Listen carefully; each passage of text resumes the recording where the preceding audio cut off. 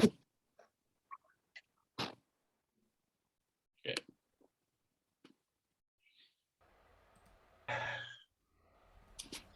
When power leads man towards arrogance, poetry reminds him of his limitations. When power narrows the era of a man's concern, poetry reminds him of the richness and diversity of existence. When power corrupts, poetry cleanses. That was said by John Fitzgerald Kennedy, and this is the Inspired Poetry Corner. Welcome, ladies and gentlemen. Welcome, welcome. Unmute, stay unmuted for a bit. Good to see such beautiful faces from around the world. Welcome to another edition of the Inspired Poetry Corner. Today we get to feature Lesley Constable. All right. Right. So we have a jam-packed show. I'm really looking forward to listening to Lesley. I always love listening to her poetry. Yeah. She was asked, I don't know, something we were talking yesterday, and I just said, I love your flow and your vibe because, you know, she's just cool, right? She's just cool. So, few housekeeping things. We've all heard this before. When someone is speaking, particularly when the feature is on or when anyone's reciting, please keep your mics on mute. I'll do my job to make sure that people's mics are muted. If for some reason it comes on or life happens, don't worry about it too much. It happens. I have a dog here. As soon as she hears the doorbell, she goes crazy. So I can't control someone showing up. So if you hear that, life happens. We'll just keep going and flowing with it because we're here for each other. It's Sunday morning. We get to spend time together and share poetry and share our creative brilliance. Okay. Excuse me. After the feature, after Lesley does the feature set, I'll ask her a few questions so we can get to know her in hopefully in a different way. They're not crazy, serious questions. They're a lot of fun and just stupidity. It's a set of questions I stole from James Lipton from the Actors Studio, who in turn stole it from a French interviewer. I can't remember his name right now. Steal from the best, man. Steal from the best. If you're going to steal from the best. And then we'll open it up to the poets that have been invited. And like I said, everyone that's here is going to get a chance to recite. So I invite you all to make sure your coffee cups are filled, your teacup is filled, or whatever you're drinking. It is 5 o'clock somewhere in the world. So, hey. I'm not the alcohol police. Do what you have to do. Smoke them if you got them. So anyway, let's get on with the show. Any questions before we start? Okay. You know, this is a democracy. So, all right, ladies and gentlemen, it is our pleasure to present an established visual artist painter. She has frequent solo and group exhibits. She's also a trained modern dancer. Lesley, part of your presentation is that you have to modern dance. After moving to Santa Fe, New Mexico in the mid-90s, she continued to write about art, taught English and poetry. It is where she rekindled her lifelong passion for writing poetry, which she still pursues today.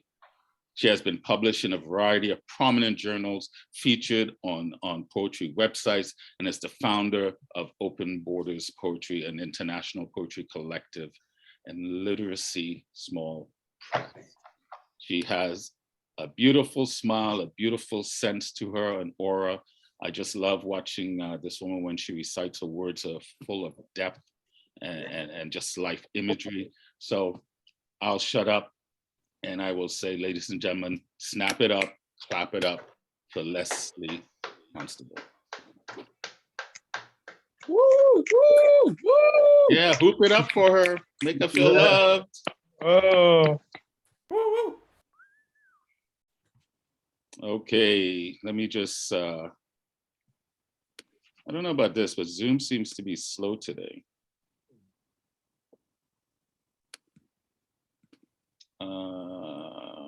Okay, I want to spotlight Lesley. Speaker view. There we go. All right, you're on, Lesley.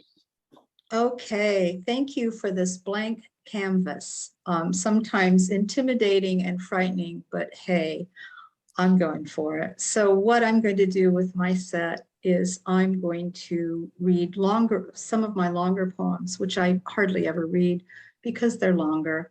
And I'm going to enjoy and luxuriate in some of these that I often don't read.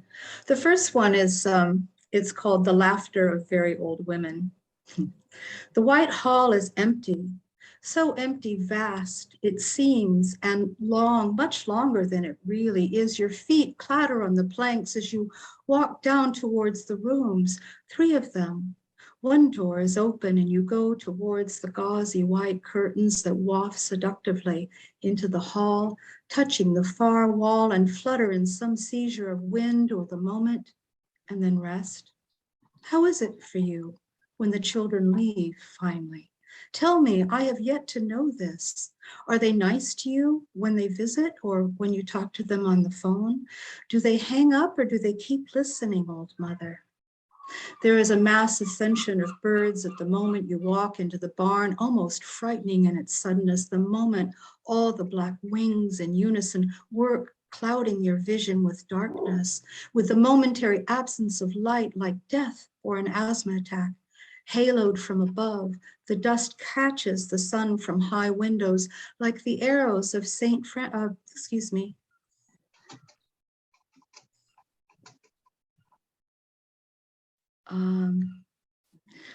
I'm trying to get back my being able to see my text, so I don't know quite what happened. So there we go. Oh, sorry, where was I?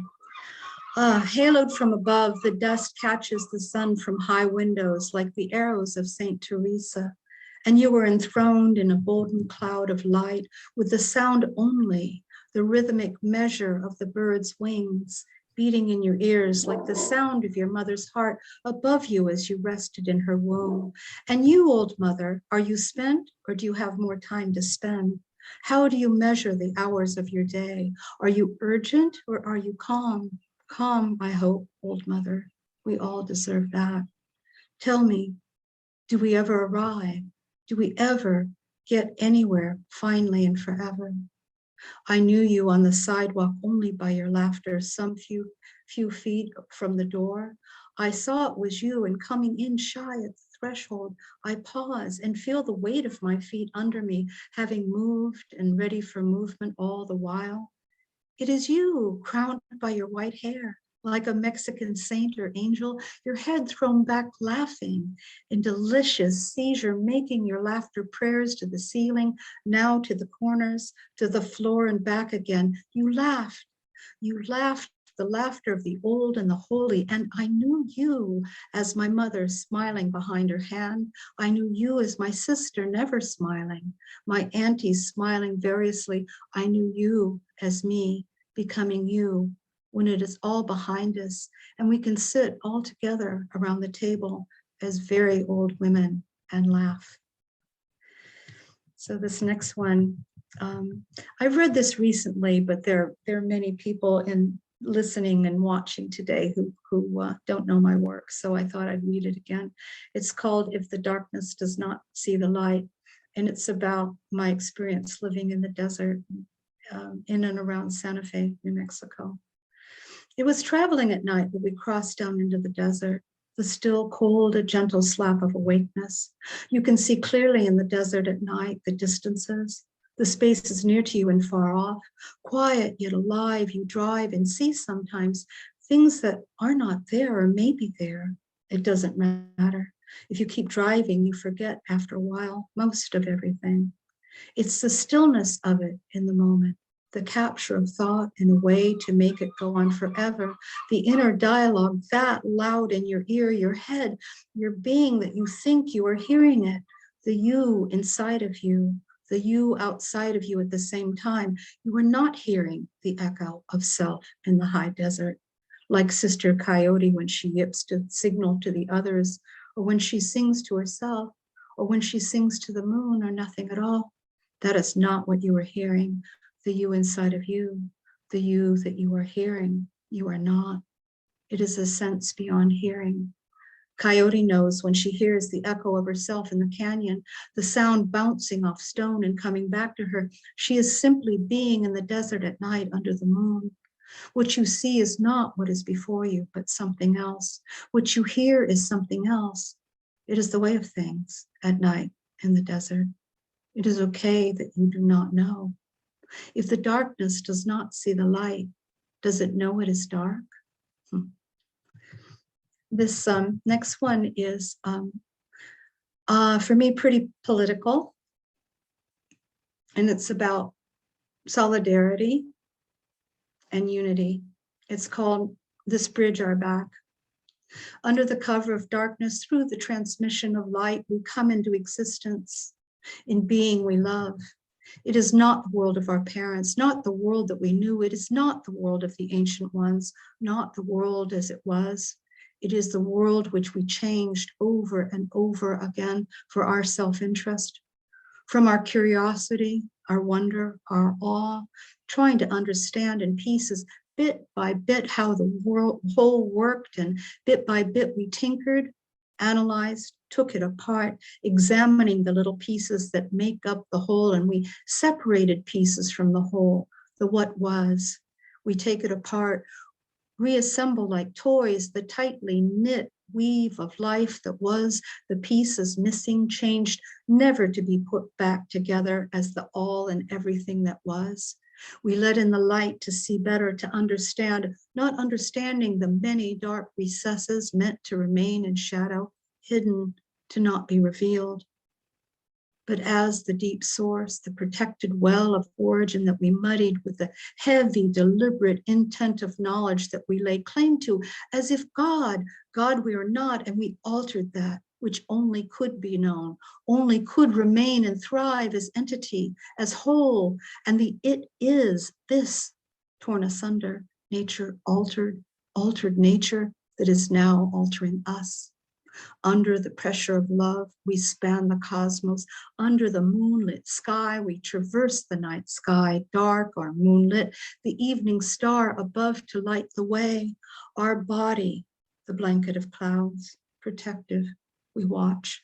And on earth, down into the earth, the pylons of us, feet planted, the splayed stance, our strength, the back, strong and upright, holding forth, holding up, rooted and strong, we support this span, that which coming up from the depth of earth, all that travels across us, we hold up all that walks, each that walks this path, each foot to fall where it may, crossing through these veils, the networks of sheer light which travels, the threads of energy as they pulsate and hum, the nets below to catch whosoever or what falls, the threads, webs of energy through these veils, the mists that shroud the hidden, the pockets, the valleys of ancient realms, and across this reach, that which spans each crevice, each furrow, the gaping gulf of what lies below, we, the collective of those, us, the bridge, spanning the distances, traversing difference, calling to, awaiting all travelers, you to cross us, the we which are waiting, awaiting you to travel across this bridge, our backs. Okay, the next one, I'm going to calm it down with something really simple. This is a very short one called The Confusion with Birdsong. I thought it was me waking odd. I hear, but at the same time feel a bird singing, emanating from the lower reaches, reaching deep, it echoes across my being, and in my being, a pattern on the note he did locate is as I am, as in the words, I am the roots, and as the roots of a tree, perhaps the bird roosts in my branches close to my heart, and from that it sings its human rumblings, his human rumblings to the outer reaches of my branches. So this next one is, I have lived in Mexico a lot, and this one is about survival, and it's about the Black Panther that is extinct now, but the mothers and the grandmothers still are sort of warn the kids to be on the lookout for the panther that might be watching and waiting. So this one's called Waiting for That Which Watches and Waits. Stick the fork in to see if it is done. It pierces that which was whole. The substance seeps from within to without, only if you flinch. Without this waiting, I am nothing. Suspended animation, my lot in life. The Black Panther there in front of me, there before me, considered not in form, but a symbol, the emblem of freedom, its stealth noted, integrity known that in the hold of its gaze, it would cool you, hold you steady, hold you cool and dark and certain, and cool you, the heated animal of you, look you in the eye, hold your gaze unflinching, and know you this deeply as it knows the insides of things that speak through the tail, that will twitch the time as it ponders you, then the flick, considering you anew, assessing. You know this and still you wait, as does he, watching you. And what would this be? What would this release be for you, for him, if the teeth broke flesh and punctured you? The fluid running out and running out of you while the clouds above churn, still the clouds above churning still. You hold to your own, gripping as you never have, the action ready, still in you, and holding still, just in case that which you know that will have you, climbs up and up in you to a height at which you can see, and you see. And if you're not careful, all the while you heed the gaze, you transform into something, almost not. And if you look hard enough, we and you are transformed into that which you already know. And I stand before you, him, myself purely, waiting as I face the gaze, unblinking, ready for the what of it, this moment that might happen, the could of it, the would of it, to have you, climbs as myth, the danger of tooth and claw is myth, only if you flinch. And this one is more sweet. It's called The Angel Visited Me While I Was Staring Out to Sea. I am not ready to emerge, I tell her. I know where I fit in, and I do. I do not need to be the bridge which spans my differences to allow crossings so that I'm known to others. I do not need to be known to others. I am both sides and waiting both sides for those who will know me if they will. Both sides, she says. Do not think too much. Do not talk too much. We need to take back the power by the unsaying with our silence.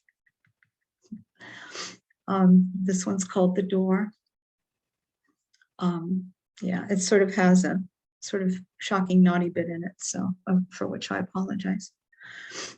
Maybe. Where the thread begins is where you follow. The thread, the skein of yarn, the color, the urgency of form, seductive as a question, as thought, idea, the choice to be picked up or simply pondered or to be let go. If curious by color, seduced by thought or adventure, to let it lay where it is, the idea of it and walk away, is there as possibility, but can you?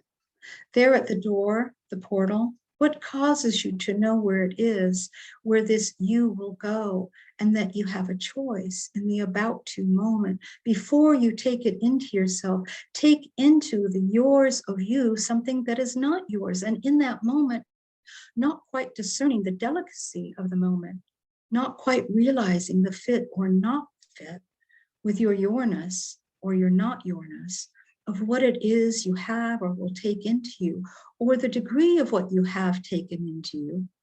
Do you swallow or spit? Once an older woman said to me, in this world, honey, there are two types of women, one who swallows and one who spits. Yet with this, another question, there are always the questions, that if you spit, if you have caught it in time, the about to change part to not have taken in sufficiently the essence of another that would change you, you realize you do not want. You cannot take in or absorb and remain you before the time spent at the door, the juncture of change, and with that, continue on as you. So I only have a few more. This one's called While You Were Sleeping. I have 4 children, and this one's about my babies while they were sleeping. While you were sleeping, I was awake watching. While you were asleep, I was awake waiting for you to wake. And I waited and watched, sometimes checking for signs, the chest rising and falling slowly. Yes, he is breathing.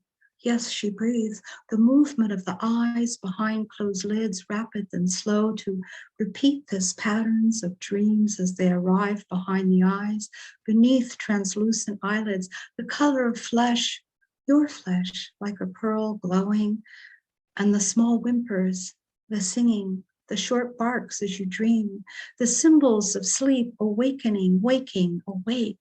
I've watched you as you sleep and know them all. I know you. You remained asleep. You did not stir, and me, my hands forming the ancient signs, the meaning of these deep in the body, sleeping still. The caves of desire asleep, and in sleep waking the chill, dark, still, calm desire, the breath of desire, the chest moving in response to the signals of behind the eyes, up and down the chest, aging in increments as I watch, constant as love, we wait. Together in the sky, strung like pearls to form a necklace in the sky, nearly imperceptible, the hint, the dark glimmer at night of these orbs shining separate yet together, except when there is the moon up there, which like us shines like the moon.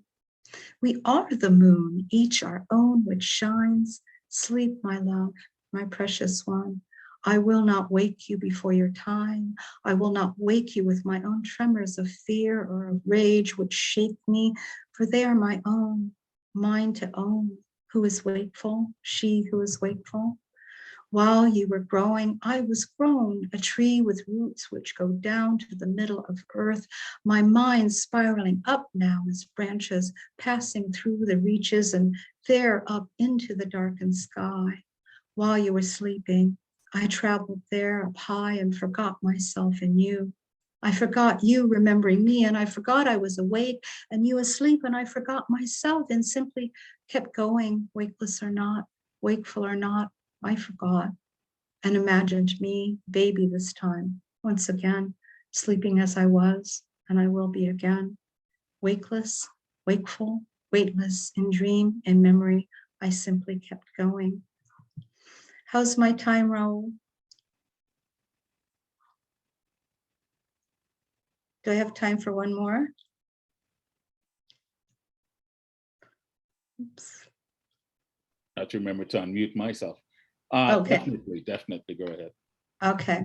Well, I think I'm going to conclude with, this is a love poem, and it's called The Snows of August. And this one, this is about Mexico too. So in August, I dream of snow. It is not only me, we dream together, the dreams of great heights, silence, stillness, and the moon. There is a darkness in August, the long shadow of summer, and the heat, the heat, the heat. Who will remember this time for us? Who will remember? If I dance in your moonlight, my shadow will become the midnight breeze that ruffles your hair. If you sleep, my love, if you sleep. The trees know you as do I, and guard you as you dream. Their branches dancing and dancing, as do I in the moonlight. Dance with me tonight, my love. How is it from your perch, from your loft, from your distance that you are from me? What do you see from those dizzying reaches? It is not the snow in August on the roofs, it is something else, something yet to be known that I must trust even though I cannot see it, cannot imagine it, cannot know it, maybe never will. I must trust that I will. I must trust or not, or simply just, or perhaps just simply be. just simply be. Your secrets are the private well of your soul sleeping deep and undisturbed. How quiet I am, as only God knows and no other. How quiet I am. I will not wake them, nor shake them, nor talk too loud. They are that they sleep, your secrets, and they shall. Wet, seeping through to the inside to rain on us like tears, the snows of August of our dream roof. Crying on us, weeping all night while we dream. I feel the cold, but it is not suffering, this rain. It is a blessing. It is our blessing. It is our life. It is life. Dream blindness, dream clarity or madness. How much can we see from this great height, this maddening, sublime, frightening precipice of this dream? Holding on to the side of our cliff in the little house of August with snow on the roof, holding on to the improbable, the impossible, dizzying architecture of our dreams. Yet we do hold on and are afraid and are not afraid at the same time. The architecture only of our God or our demons, crazy structures we manifest yet do not know. The ocean of private madness in which we all swim, the glimpse of what it was before we were and what it will be again when we are not, practicing our death each night. We are afraid without fear. Surely this is God or our guardian angel taking care of us while we sleep. This is what we are here to learn. I'm weeping with the rains, saturated and numb from the cold and want and want. What is it that I want now? Now. Always, I have so much. How can I be dissatisfied? Yes, I am. I will know certainly sometime, but maybe not now.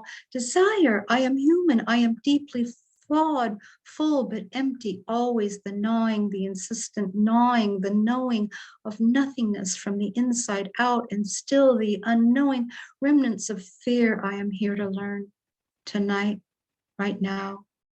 I know only that I desire to dance with you in the moonlight and little else. And I am satisfied with the not knowing. For now, I am satisfied for now. I'm crying for August. I'm crying for myself finally. I let myself cry and it comes out all ragged and wrong. I'm crying for myself and the weights, the burdens of my love, self-imposed because I love. Is this love? Being burdened, being only that I am burdened by my love, ragged and wrong, I must know more, but I do not yet. Let me settle into August. Let me release myself as snow that melts upon the touch of the overhot roof of August and rains down upon you as you sleep. And I too shall sleep satisfied at last. So that's my set. Thank you. Wow, wow, wow, wow, wow, wow, wow, wow, wow, wow, wow. Wonderful. Absolutely Lovely. wonderful. Thank you, Lesley. Thank you, Leslie. Really, Thank you for really bringing us nice there. reading, Congrats. Leslie. Yeah. Thank you so much. Nice. Very lovely. Wow. The imagery that you conjure is just really, really lovely. It's like snuggling. It's delightful. Thank you. Thank you. Thanks. I'm really appreciative that I got to read a few of those. One about my babies and watching them while That they was sleep. beautiful. That was beautiful. From a mother to a mother, that was beautiful. Yeah. No, that it gave me a lot of pleasure and lovely memories. So thank you. Memories are like a picture, aren't they? Hmm? Memories are like a picture, aren't they? They Yeah. paint a beautiful picture. Oh, yes. And in the heart too, I felt it resonate deeply. Absolutely, When I read yeah. them. Yes. You could tell as you were reading it, for sure. Thank you. Really everyone. lovely. You felt it as you were reading it. Mhm. Who said that? Someone? I said that her voice was smooth as silk. Very, very nice recitals. Thank you. Well, and that comes from being a mother of four, and they were some of them were like absolutely napless, sleepless wonders, sort of like me. And so I sort of learned to use my voice to lull them and get them to settle down so they would sleep. So Losing your voice because you told them how much you loved them, right? Yeah, feel I like think we you just- need to I feel have like we just a went watch to- on a chain as well, Lesley. Look into my eyes, look into my eyes. so the hypnotic that you will sleep. You will sleep. yeah. Go to sleep. Hey, Go to God sleep. said, Mom. I feel like we just went to the symphony and I was watching a master conductor orchestrating the words. It was just brilliant. Your writing is just so elegant, doesn't even capture it. But the imagery, and I love the way you started because, this blank canvas that you just filled for us. They say poetry is a special language. Yes, it is. It's a means of how we communicate feelings and emotions, but it's about how we communicate our understanding of life and our experiences. And to me, poetry and comedy are the last bastion of free speech. They are. They're the last. Because poetry and comedy allow you to see life through different lenses, sometimes through the absurdity of life, and where you can laugh at it or to maybe think of it in a different way. And that's, to me, that's the power of poetry. So, and you're a mistress at spinning words that, like I said, that blank canvas of just painting. That's why I felt like I was watching you just doing this and pulling all these words and phrases and the metaphors, and they're all sitting there going, is she gonna pick me now? Is she gonna pick me now? That was just brilliant. So the second part of this is the interview. When did poetry show up in your world? Oh, goodness me. Almost immediately, because my father was a poet. Okay. So it's in your DNA then. Yeah, something like that. He was also a journalist, which I was professionally for many years too. I was an arts journalist. I was an art critic. Okay. For many years. He was a political journalist, and he knew some things. He knew some things. He knew some things. What do you get from poetry? Oh, I think maybe one word: release. Release. It's almost like I get to transmute or something, that I get to travel. What is inside gets to travel. And, it's almost like I multiply, or, some sort of science fiction movie or something. I get to just, release and travel. So it's like another form of astral for you. Yeah. Spiritual walkabout kind of thing. Yeah, something like that. Yeah. Oh, So, I like that. yeah. I like that. Yeah. A lot of the words you used also reflected that, the references to portals and different things and that came across in your energy in the way that you read it too. Yeah. To be able to escape, to be able to escape momentarily this form and, sort of, astral travel, perhaps. I don't know. I'm sure that that's not uncommon for any creative person. Can I ask you a question? Do you feel like some of your writing is channeled? In other words, you write it and have to go back and actually read what you wrote. Absolutely, it absolutely is. It comes to me whole, and so my joke is incoming. So I always keep a pen and paper with me, and generally I'm like having to keep up to write it down. Right. And generally I don't edit. I just absolutely respect and accept whatever comes through. Right. And again, I've talked to I'm not alone in that. I know that it's just how it goes. I think most of us receive a download to some degree. So yeah. So someone in the chat asked, what was your father's name? George Constable. George Constable. Yeah, but you know, he was back in that day, like really before too much on Google, but I did look up this like newspaper thing and saw that he had 1,300 entries of his writings from the newspaper archives, and he was incredibly prolific. He was active for 40 years as a journalist, and very political. Met JFK and blah blah blah. You know, very very political. We used to have lunch with the governor of the state of Ohio. And that's funny that I started the show today with a quote from JFK. Yeah, thank you. Maybe Your one day, channel. maybe one day I'll love to, you know, maybe one day you'll read some of your father's writings for us. So I would love that. That would be great. I'd love to hear that. What is your favorite word? My favorite word. Mm-hmm. Oh yeah, vituperate. Vituperate. Yeah. What does that mean? Um, I don't think I've ever heard that. It's Latin, and so to vituperate is to express with great energy and power. And you know, as an art critic, I used to have a lot of fun with words. And by the way, it's funny that there are many very well-known art critics who, when they retired, John Ashman, a whole bunch of them, that when they retired, they you know, went full on into poetry. So I understand that, because having to write about, well, not having to, but it's the joy of writing about art every week. So I often said that something that I would use like vituperate or vituperative. I just love the word. It's a lot of fun to say. Yeah, I honestly, I think it's the first time I've heard it. So I think there's also negativity attached to it. I just wanted to say vituperate means to blame or insult. Is that the meaning you've got, Lesley? My understanding of the meaning is that it's more having to do with the expressive aspect of it. So it could be positive or negative. Right.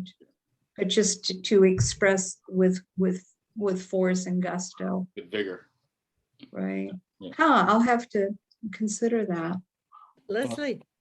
Yes. Are you still in the New Mexico area? No, it's a long story. I'm a dual citizen. My mother was British, my dad American. And so I have the nature of a dual, which is, I know a lot of other duals. And it's one reason I'm just always have my suitcase packed and blah, blah, blah, blah, blah. But no, I'm in the UK. I'm in, yeah, I live in Margate in the UK, which is an arts town. And, but I'm itching to see my kids in Santa Fe, New Mexico. And then my eldest son lives in London. And then, yeah, so I also still live in Mexico and travel a lot, so. Nice. Well, I really felt that strength of you said that you had also lived in the country of Mexico, yes? Yes, lots of traveling. So I really felt a lot of that strength of the nature of the coyote and the birds and the snow and the mountains and the plains and the driving and you inside of you. And it was just, it just transformed me back to New Mexico. And then when you brought up the Black Panther, that was just really wonderful. So your nature does weave all of this together of what you've experienced. So the art world is very different, but the art world is reflective of what people are feeling. So, and seeing and copying or whatever it may be. So what a wonderful treat for all of us to get to see, hear you and see what you have seen. Thank you. Oh, thank you. I'll ask a couple of more questions and then we'll. Oh, sorry, Raul. No. This is the Q&A part. It's not just asking questions, but I do want to start wrapping up because we've got a long list of performers. What is your favorite sound? I love all sounds. Wow, that's such an interesting question. Laughter. When a very small child or baby laughs, it's the most delicious sound in the world. It is. Yes, it is. Yes, it is. I don't know if you use cuss words, but if you do, what's your favorite cuss word? Oh, I love to swear. I was raised by a journalist. Oh, that is really hard. My children used to say when they were little that when I would say fuck a lot and fast, like, oh, fuck, that I sounded like a chicken. You know?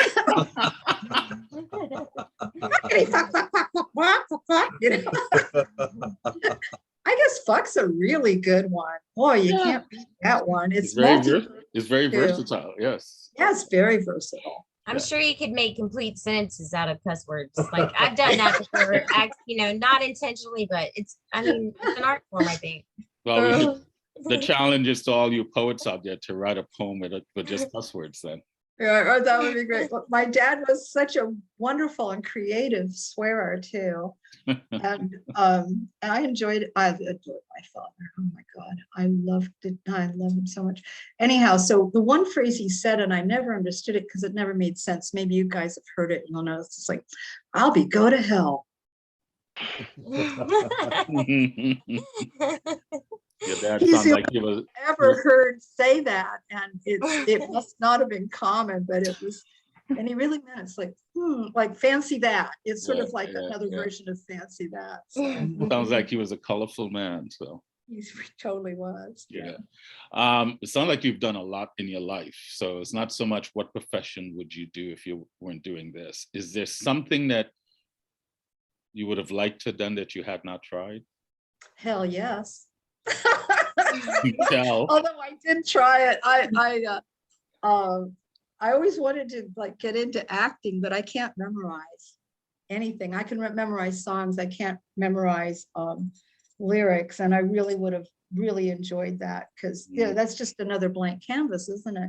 Yeah. But I did in Mexico. Two clever people decided to put on the Eve Ensler's The Vagina Monologues. Yep.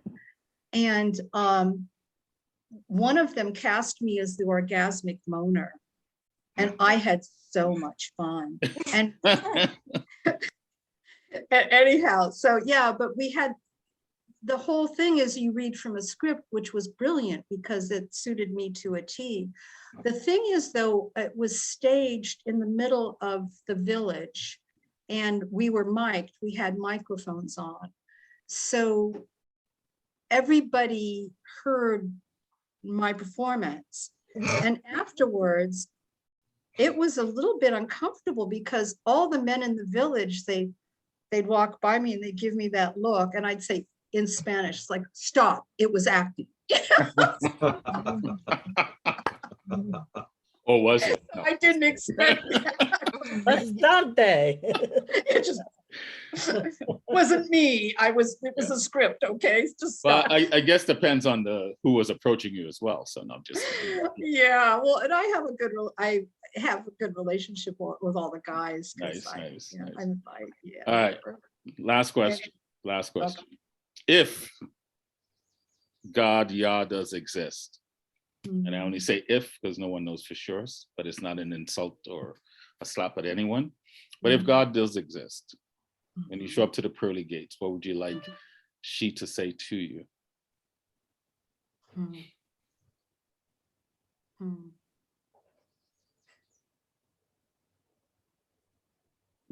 I'd like her, he, him, whatever to say, hey, thank you. You had a lot of fun. That's what it's all about. Yes, I like that answer. There's no right or wrong answer, but that's a good one. That's a good one. Yeah. Did you enjoy this? Oh, yes. I wish I could have captured that look right there. That was brilliant. That's what the guy saw in the play. Okay, there it is. There it is. See what I say, people, when I say I just love her vibe and flow? She's just brilliant. And the smile. This was just such a delight, Lesley. Very authentic. Such a delight. Guys, you're all unmuted one more time. Give us some great love. Snap it up. Clapper. Virtual. Lesley Constable. Thank you, Leslie. George Constable would be Great. very Awesome. proud. He's looking Thank you, down thank or you very, floating very much. around, wherever going. That's my baby girl. There you go. Yeah, he often said that. That's my girl. That's my girl. Uh, He's saying that now. Well done. That was brilliant. The elegance, the depth, the imagery. You just filled the blank canvas when you started saying this blank canvas, it's filled now. Well, it's filled with you. Now we're going to add the other components. Oh, I can't wait. Because it's a village, you know. Mhm. You know, I am because you guys are. So, and the same. So, thank you very much. We're going to step into it. I have a couple of people that need to leave early, so I'm going to bring them up quickly because I like to try to get everyone on today. I'm going to mute you guys again. And when I call you, please unmute yourself. And you have up to 3 minutes. You don't have to use the full time. You can only do one poem, but 3 minutes, depending on the length of your poem. Use it best to your ability. Enjoy, have fun. When you're finished, I'll unmute you, snap it up. Leave comments in the chats like you've been doing. Lesley, you should read some of the comments, but you guys know the drill. You know how this works. Like I said, this is a safe space, but this is also a place that respects free speech. I trust the adults in the room. We are adults. We are respectful people, so I will trust that. Anyway, once again, thank you so much, Lesley. Thank you for bringing such a joy and elegance and depth to our Sunday morning for me here, for afternoon, evening, wherever the rest of you are. So, okay, I have 2 people that need to leave quickly. So I would like to bring Kevin up and his wife to share with us before they depart. So Kevin. Hello. Yours, sir. How you doing, my friend? I am doing well, brother. I'm doing well. How are you? Let me just... Well, I invited my wife. The last time I did one of these, we had just got married. I believe, or we were getting ready to get married.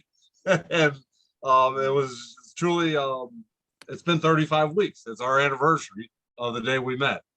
Oh, congrats. And 31 weeks of being married was yesterday. And it's been a magical ride ever since from our Keeping It Magical studio. I wanted to let my wife, not many know, I mean, I write thousands of poems. I've written 7,000 in the last 4 years, but I thought I'd introduce my wife, who is a very talented writer also. And we are getting ready to write a book together. We're getting it all together to publish here soon. And we are extremely excited about that.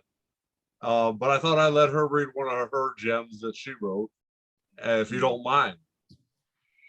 Of course not. Okay, so the one I'm going to read is called Consider This. I can't be angry enough to calm an angry man. I can't give him the peace he needs to see the bigger plan. I can't be sad enough to make a sad man smile.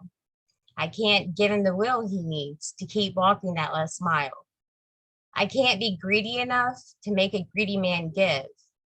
I can't give him the desire to help improve how others live. I can't be jealous enough to help a jealous man rejoice. I can't give him the power to better use his voice. I can't be hurt enough to help a hurt man heal. I can't give him the strength to dig for what is real. I can live as an example and give hope to those who are lost. I can shine my light for all, not considering the cost. I can make a decision to be an example of love. I can choose to not take part, to walk alone and rise above. I can determine how I feel, and I can be the one to say, I hope you will stop to consider and look for a better way.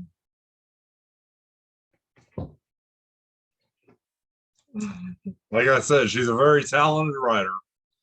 And if I got time, I'll read one of mine that I just wrote today. I haven't even heard it.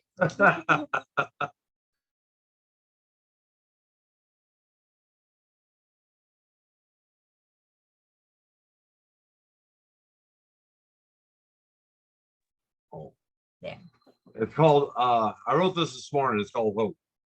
As I woke up this morning on this 35th week anniversary of that beautiful Sunday morning we met, I look back and see how far hope has taken our relationship. It's been 33 weeks of no regrets. I'd always hoped and prayed one day this amazing woman would easily steal my heart.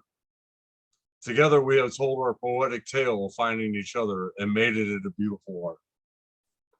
So many prayers were answered 3 weeks and 6 days after that first conversation on the phone.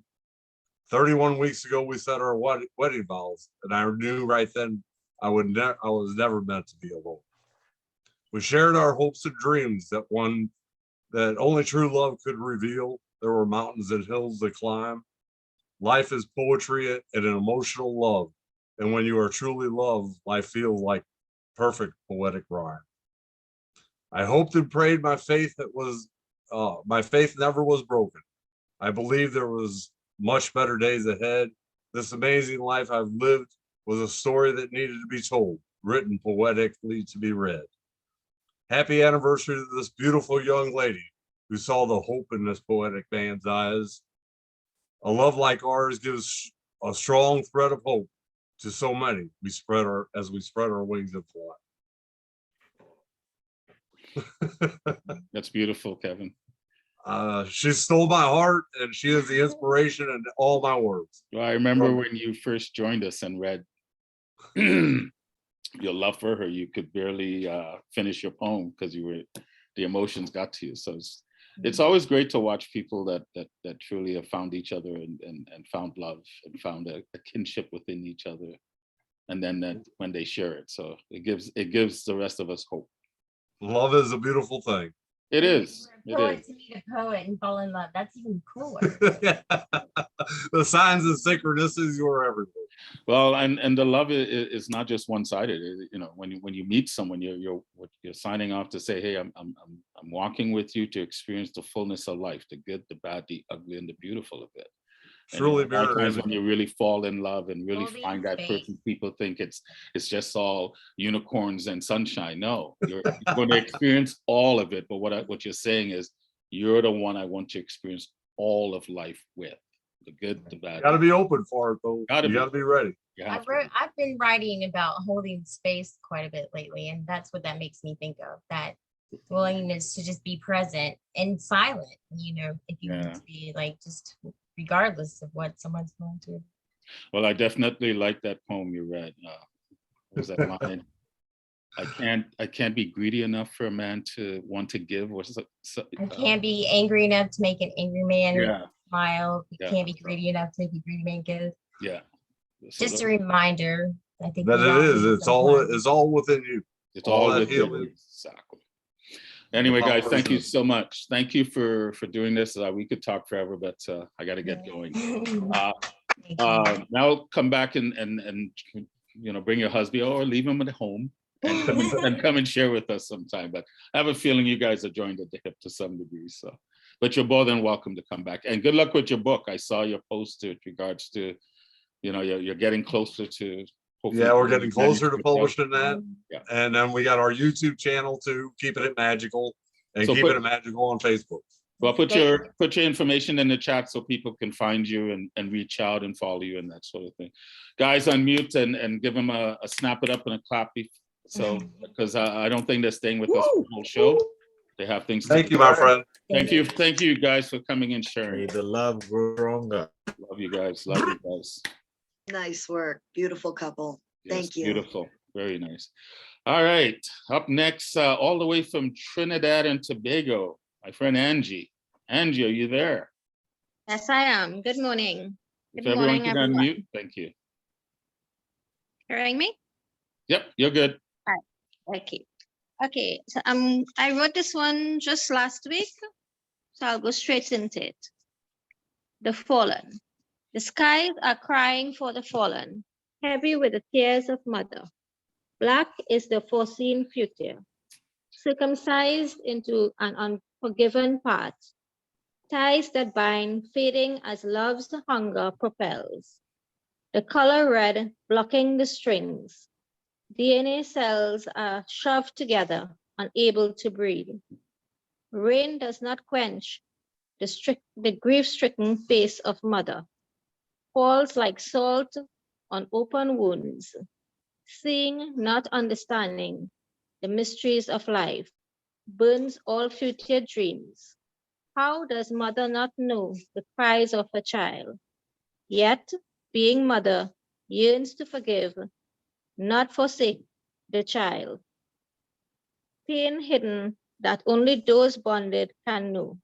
Mother reaches out to be snapped, degraded by rage, uneducated intolerance. The now too much to bear, letting the strings go. The time has come, no longer a child. Mother stands alone in the fallen rain with the prayer that the spirit of the waters will cleanse the world. The end. Mm. That one was a bit deep. No, it was good. It was very good. You have one Okay. more before you go? Yeah, I will lighten the mood a little bit. Longing for the sense of long ago. The uncanny and refreshing taste of the young cucumbers eaten straight from the vines. The musky smell of half-ripened tomato on your fingertips after a day's picking. The indicative smell of the 10-pound mango as the ripened ones fall on the ground. The pungent smell of the newly burned sugarcane fields as the bull carts carry their load to the factory.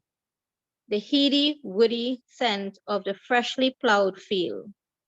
The overpowering sweetness of the ripened guavas from the patch of trees, combining and forming an even more delectable scent as Ma and Mommy makes guava jam and jellies. Mommy, that magical cook, no store-bought sweets can compare. You are told, don't go into that kitchen, but you sneak in anyway, like a little elf, to see firsthand what's baking, knowing one shake of the wooden floor will drop the cakes. Waiting patiently for Saturday evening to get a whiff of the coconut bread in the oven. Hanging around to be the first to taste hot hops and butter. Those hot Sundays afternoon where Mommy would dig out the ice shaver, a small metal contraption, take a huge block of ice from the freezer and turn it into crushed ice. Each one of us and whichever neighbor was around got a cup of ice filled with lots of guava syrup, popularly known as snow cone. As I said before, nothing was bought. Don't get me started on her Swiss roll and donuts, fudge and sugar cakes, her mastery of making Indian sweets, laddu, pera, and kurma, which to this day has a list long of lovers. Unfortunately, some scents will have to stay in memory. Circumstances gives it's an added flavor. No more wooden floors to sneak into, no more going with buckets to pick up guavas. Even the trees are no more planting of sugarcane. Fortunately, Mommy can still make that kurma that she has no recipe for. When asked, just a little bit of this and a little bit of that. Thank you. Unmute and snap it up, guys. Snow cones with condensed milk on top, Angie. Yes. With a little iron shaver. Yeah, snow I cone think with she still has that shaver though. that reminds me of being a boy in Trinidad, man. That reminds me of being a boy in Trinidad. Thank you. The poem was to be reminded of all his sense of long ago. Oh, thank you so much for that. Thank you. Thank you. How was my time? You were good. You were good. You were good. Okay. Like I said, it's not an exact science, but thank you for being respectful of it. So, all right, give her another snap, guys. We'll have more people from the Caribbean coming up shortly. Just to let you know, the next poet that's coming up is going to be Alexandra and Kinfolk. You guys are in the queue, so get your guitar ready. And ladies and gentlemen, put your hands together for Alexandria. I just want to spotlight her. And I am seriously having issues with YouTube, not YouTube, with share screen. yes. Mm. Okay, you are spotlighted and share screen. We should be good to go.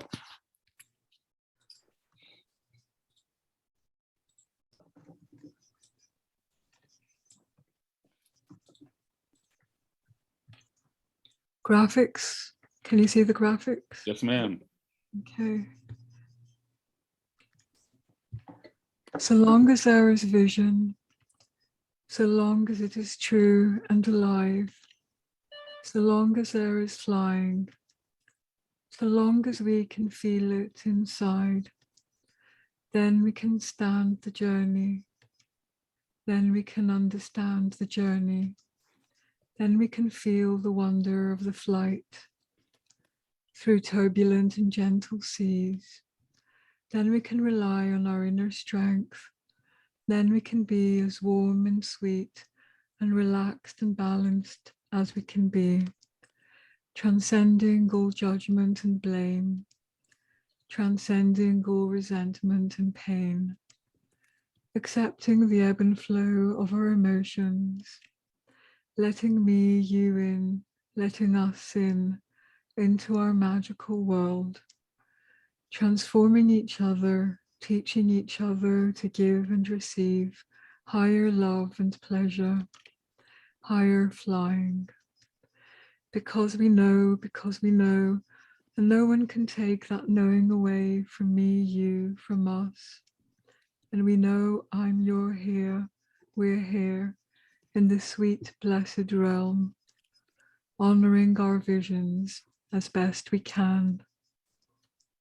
All through the night, all through the day, higher and higher, deeper and deeper, steady, destined, wild, wonderful, golden chords connection. The sweet invisible power holding us together, flowing between us, traversing all waves, knowing me, pleasing me so well, knowing you, pleasing you so well. Your energy flowing with my energy, soft, strong. My energy flowing with your energy, soft, strong. Feeling all your love and kindness, all your desire and pleasure coming up inside me.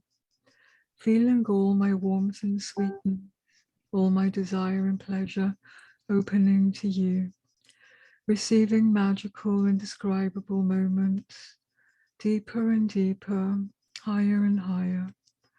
Renewable love, renewable romance, renewable relationship, developing sensuality, quiet passion.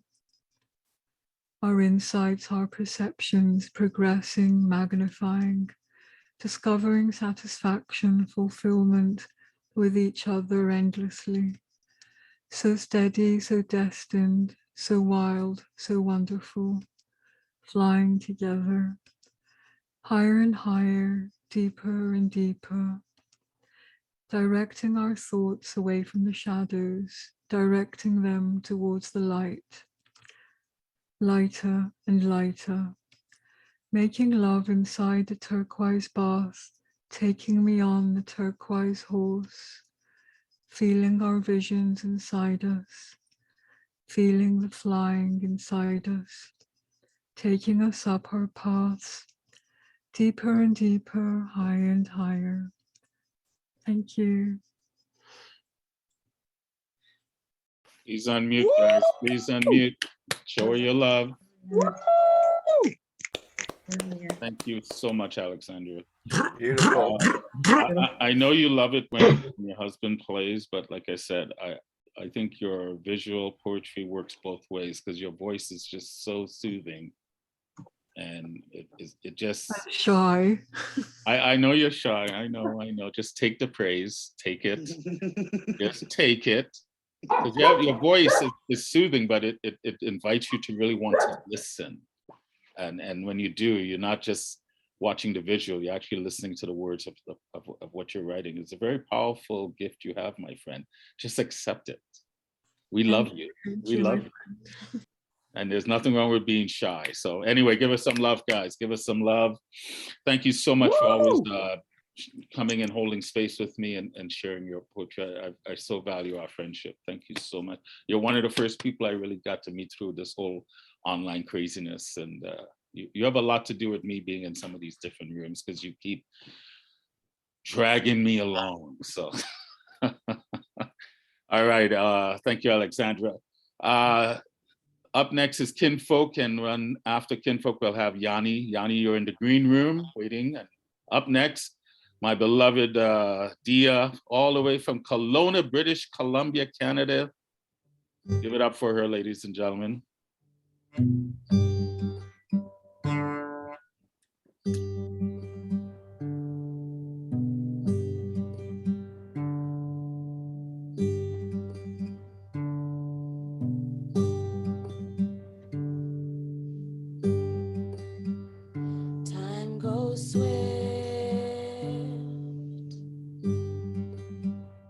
Next thing 20 years has gone by,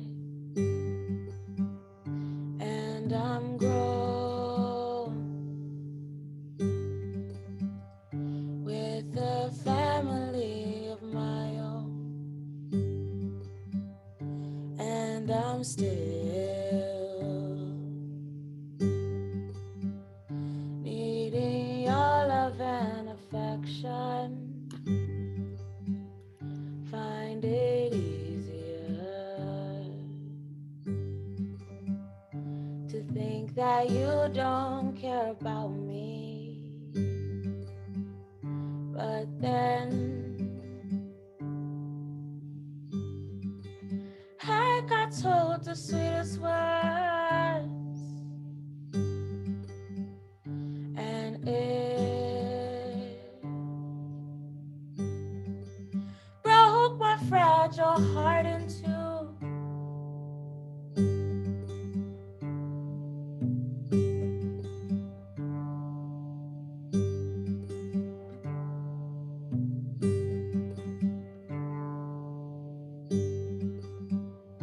You said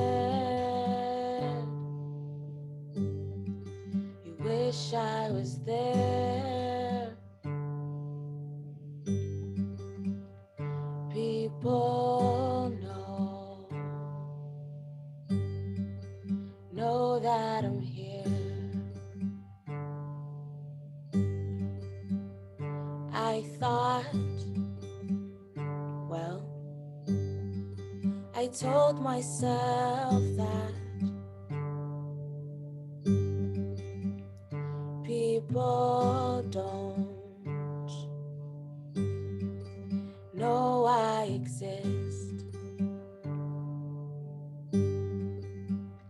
I find it easier to think that I gotta deal with these emotions. You're not the bad guy that I wanted. You're not the bad guy that I painted. You're just a man who lost his way back. And now you're sick and now I hate that. Can't even talk but smile, I'll smile back. And your grandchild smiles like you can light up the whole room, gang.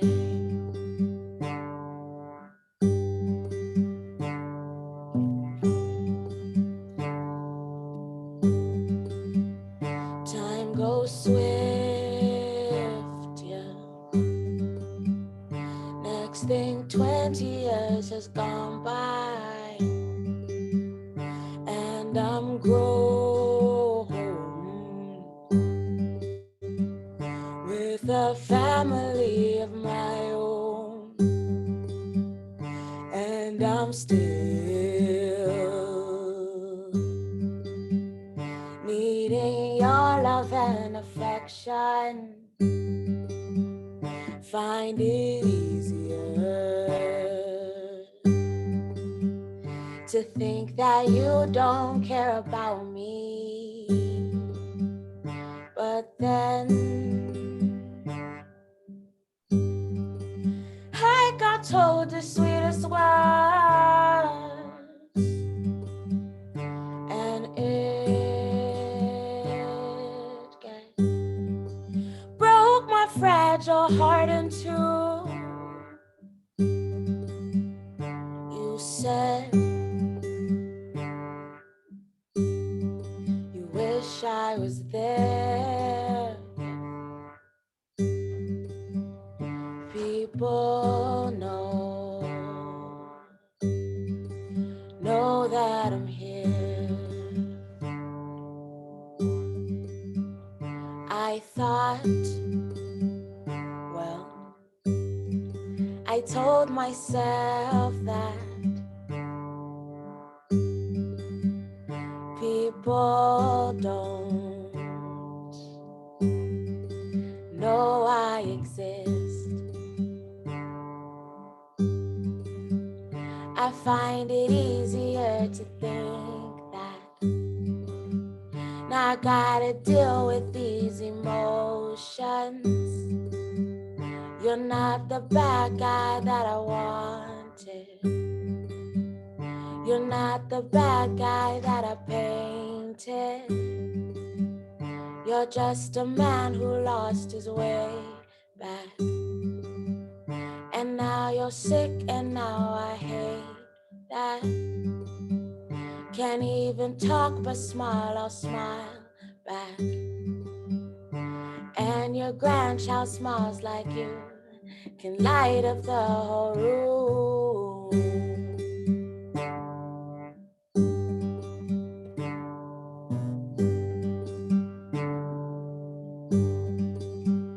Thank you all for healing my wounds, yeah. Gave me life and a peace to continue on. I love you, Grandpa Raw.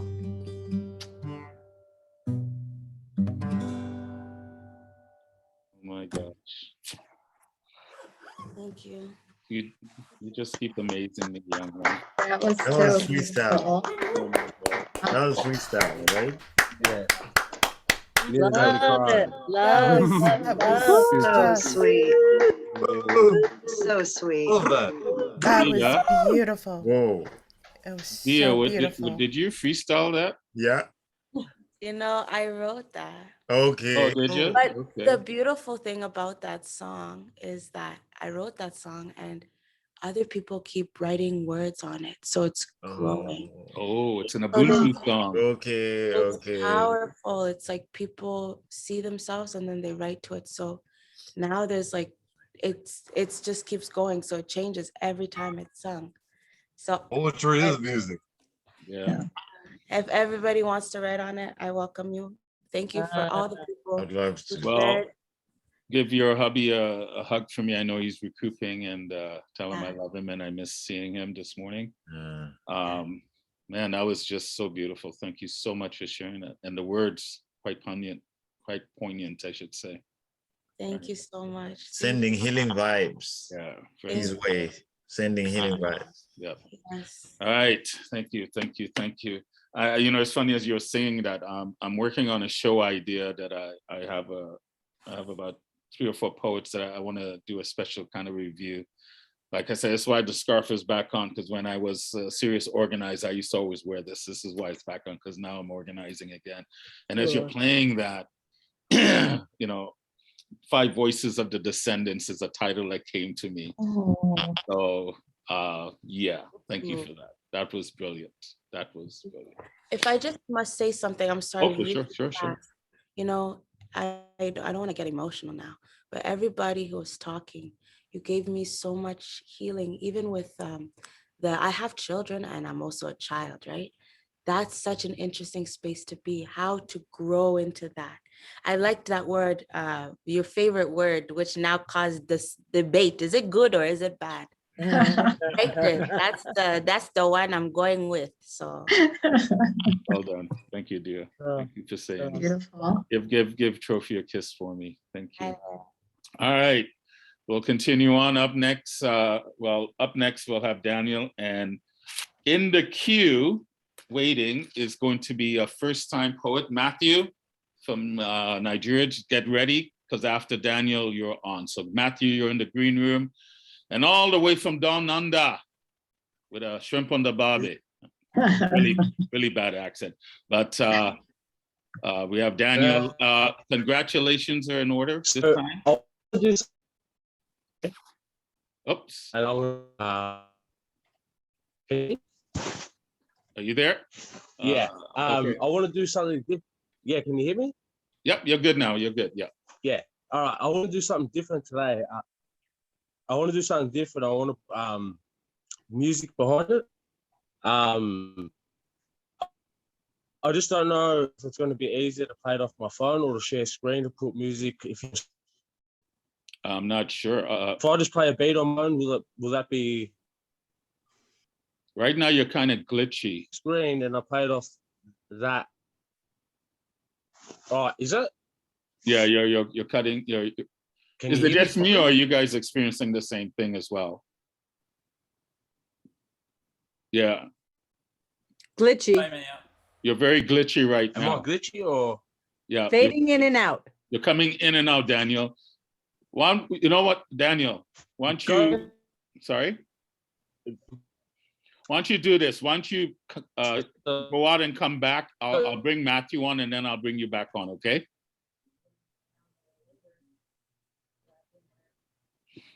It's not just me. The internet is definitely acting up. I'm even having problems in Zoom today. Things are really slow. Raleigh? I'm here. Raleigh, sometimes if a person is trying to have their face and read, it won't go, but he could try not having us see him and hear him. Yeah, but I'm here. He's just glitchy altogether, so. Yes, thank you. Sorry. Okay. No, that was a good suggestion, Kate. Okay, so Matthew, if you can go, and then hopefully when Daniel comes back, we'll get him, he'll have a good, all right, all the way from Nigeria then he's a first-time poet. I don't know how much reciting he's actually done. So I invite you poets to remember the first time you recited, how it felt. So let's give a lot of love to Matthew. The floor is yours, my friend. Yeah, thank you so much. My first poem, the title is Need for Safety. And I read, there comes no day without crisis. Try crying out, but no one hears our voices. Authorities attempt to suppress dissatisfaction among the masses. Citizens being punished to their faces. The world seeks for peace and security, to live in a good atmosphere and unity, not to experience wars and fight, which brings darkness in the light, which damages and downfalls at last. What then can we do to restore uniformity? There sinks the world in reality. Who shall we call for delivery when we are down and seeks for recovery? What then would they think of us when we are responsible for the insecurity? Powers will lack to make a better fame, but to destroy has been the usual game. What has been the actual gain, if not for death and pain? Hands should be joined together to ameliorate for peace and security. That's the first one. Okay. The second one, it's a love poem. And the title is The Secret Behind My Heartbeat. I read, dearly, slowly, she enters my heart, something like love on the first sight. Tenderly, tenderly, she tickles my body with warm touch. Structure of a goddess, why past I watch. In water I dive in search, even on website. Why forfeit of this delight? I got to bank well satisfied. Africans blessed with sweet names, beauty and brains. Gladys, gracious, like a paragon model. You can imagine falling in love with an angel. It grows and glows, although like barley. I am not Romeo, wise that I live nowadays. What need have I for side chick? My heart, what a kingdom gives. I'm happy and blessed the day I found love. That's the end. Matthew, well done, brother. Good words. Unmute, guys. Thank you so much. Unmute. Show them your love. Very nice, Matthew. Great job, Matthew. Thank you so much. Inspired corner. So he's a young man that I've been he's a young man I've been mentoring, and yeah, he's got a tremendous upside. Right, tremendous. He seems very driven. So I really have been enjoying getting to know him all these times. Thank you for coming today, Matt, and please come back. Thank you so much. And please find other rooms and poets. Reach out to Matt. I know, I think you've already connected with Alexandra. You've connected with a few others. Yeah. But reach out to others. Yeah. And, this is how we learn and grow from each other, and how we can help uplift each other with our poetry. It's a pleasure. It's my pleasure of meeting you people here. I mean, I never thought I got to meet a lot of people. I've seen these beautiful faces. It's a privilege to me as well. And I would love to do this again and again. Well, you're welcome here anytime, and I'll make sure you have the invite every time we do it every month. So I really appreciate it. Invite him to other venues that you guys go to as well. So anyway, one more hand for Matt. Give him another snap up, and keep writing, my brother. Keep writing, and more importantly, keep I appreciate it. All right, let's try this again. Yeah. All the way from down under is Daniel. Daniel. Is it not glitchy now? It doesn't seem as glitchy now, no. Perfect. So I'll just play the beat and just see if it. Yeah, just play it and see how it goes.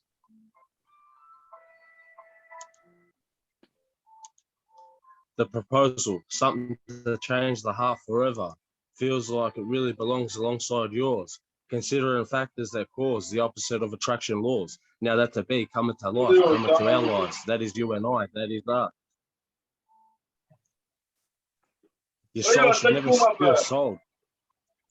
As your warm arms embrace, soul touching trains, luring, but yet only curing, no more heartache. True to the fact, heart beating, sync ain't fake, because it's love we make.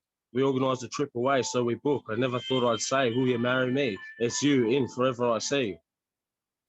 15 minutes later, the beautiful woman has walked away to get ready for bed. Ding, ding, ding, a bell goes gong. Yes, you should help me drop the bong. I message the owner, outrageous words coming out my mouth on one knee. As I will make this a proposal, yeah, relationship to relationship I was. There was a long, hard thought gap in between, showing why I never really got my queen. That's why I never did feel really supreme. So I waited and I waited and I dated and I dated, but I never curled away from the hidden feelings. My eyes met this woman. I rubbed them, nah, no way. This ain't right. She's perfectly my type.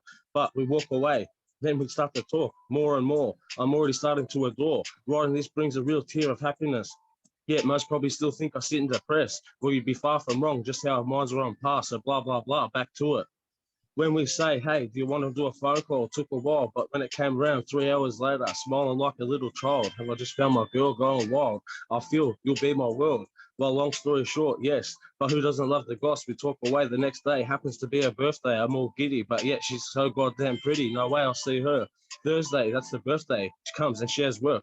Going out the next day, so we plan to have a cute little picnic on the Saturday. Friday comes and we have not stopped talking. From awaking smiles to sleeping a while until we smile again. Friday night, I'm on the phone to my cousin. Gorgeous on the party boat, celebrating her birthday, thinking about this little old me. Gets to the after party and calls me asking, if I get you an Uber, would you come out with me? I have a split decision. I haven't been out in how long? I have PTSD, social anxiety, this big badass looking bitch really. No money, no nothing. I say to myself quickly in my head, she'll get away. I reply after a little pause, you know what? Stuff it, yeah, I'll come. She was so shocked, really. I said, yeah, I'll come. I hung up and pretty much screamed in excitement. Then in stress about to go out, made a massive argument with my mum so I could get 50 so I didn't look cheap. I got ready and the Uber was ordered. I get in. I'm talking to this Uber driver, telling him my story, everything. Now I have a fan base on the story from the get-go. He was telling me pointers. He was laughing, how nervous, how I was. He gave me his Punjabi spray, taking it anxiously as I smelt like crap, but I didn't care. I was that nervous. Arriving at the stop as we pull up, there she was sitting down, about to stand up. My jaw drops. Is that really her? Wow, she just wants me, just bloody wow. But yeah, being as blind as I am, it was the same feeling for her. The night was perfect, beyond perfect. I had so much fun. The first time Dana got to see some real goddamn dance moves. That was a no-brainer. But the funniest, well, one of many, one I'll share. When we first kissed, I was blown away. A few kisses later, I stopped her. I say, wow, you kiss good. The pause. Then the reply in such a stressful voice. Well, I'm trying. My jolly, I laughed out so bloody hard, knowing this is my queen to build an empire with, because I was trying to. I love you so much. Then before you know it, soul's beating sound, together growing from the ground. Wait until you see the life of joy we bring, even one day with a duet, cute, having a little sing. Birds chirp, worms wiggle, but this ain't no riddle, and it's going to be to be continued. Unmute, guys, unmute. Give him some love. I love Really got into the room with that. Nice. I saw. Daniel, the more you do it, the better you get. And yeah, the sound will All take right, that time. Daniel. Woo! Yeah. That's nice. Yeah, Guys, Daniel. you know, Oh, yeah. this young man is, he's at the precipice of greatness. He's found love again with his new dog. He's got a beautiful love in his life. This man has come to some tremendous, she is right there. What's her name again? Dana. Dana. Her name's Dana. Hi, Dana. Yeah. For those of you who don't know, this young man's come through some tragedy. His brother passing on. Reach out to him because Daniel is looking to expand, not just do rap. He wants to take poetry into the schools where he's at, do community work. And he needs your encouragement. I'm trying to help him right now find a publisher for his book, first book of poetry. So I invite the poetry community. You've already done this, but to embrace him even more. Same as I said with young Matthew, because these young brothers are looking to do amazing thing, and they're the hope. I'm an old dinosaur. I'm on the way out. These are the ones. These are the ones that are gonna. These are the ones that are gonna. There's already a lot of people. There's already a lot of people within here that are already helping me, especially as well with the book, with the feedback as well too. And I've got to get back to a couple of people, but I have a meeting next week with my old high school because I got my working with children track approved. Okay. So yeah, they're going to give me a time slot. So I got my proposal next week, so I can start volunteering for the kids. Yeah, isn't it amazing how quickly life can turn? Right? Yeah, this is why you got to start of the year. Yeah, this is why you got to flow with me. You got to flow with the good, the bad, the ugly, and the beautiful, because nothing stays forever. So I just love seeing the smile on your face. It's coming from your heart. Thank you very much, everyone. Let's do a video chat soon. Thank you. All right, brother. All right. Yes, let's continue on. Snap them out, guys. And please try to remember to unmute yourself. I've been trying, someone's mic was open and I've been pressing mute like forever. So we're definitely having issues with Zoom, or at least I'm having issues with Zoom today. So just make sure you check when someone is on that your mic is off. Don't feel bad about it. It happens. I do it all the time. All right, up next, my beautiful friend from Malaysia. Not Malaysia, India. Where are you from, Yanny? Indonesia. Indonesia. I know. Indonesia. Well, we haven't talked for so long, I forgot. No. Anyway. All the way from Indonesia, my friend Yanny. Clap it up for her, guys. Good morning, all.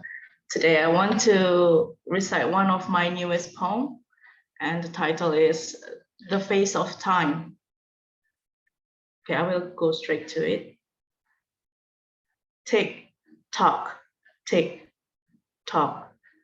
echoing, unrealistic gears move in a slow gesture, while each wheel slips interdimensions in durations, sketching the face of time, knitting the wool of momentums.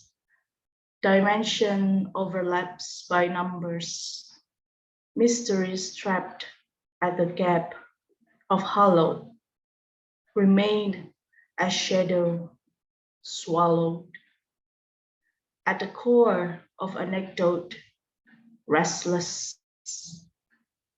The face of time is the stitches of fate, the figure created by the law of continuum. Once it's completed, the eyes of the truth reveal. From a cryptical room quietly blooms.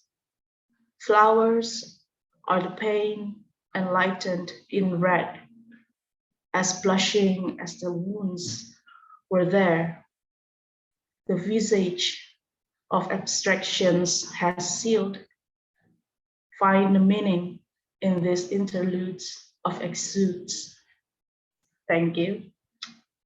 And the second one, I want to have fun a bit with children poetry. This is actually a children poem that I expect my son to read it, but since here is only me, so I will recite it for you. Okay, the title is Happy Ellie. Happy Ellie. Big mushroom ears. You can see my shadow nears. Afar I echo a piercing voice through my nose where I make some noise. I come and play, shaky ground, follow my way. Bum, bum, bum, bum, bum. I give you my tiny smile, so we can be friends for a while. I see no gray, it's a beautiful sunny day. We can run and lay under the old tree that never decay. Let's play, let's sing and sway. Doo-doo-doo. Be happy like there is no yesterday. For be happy is magic words, as they always say. Thank you.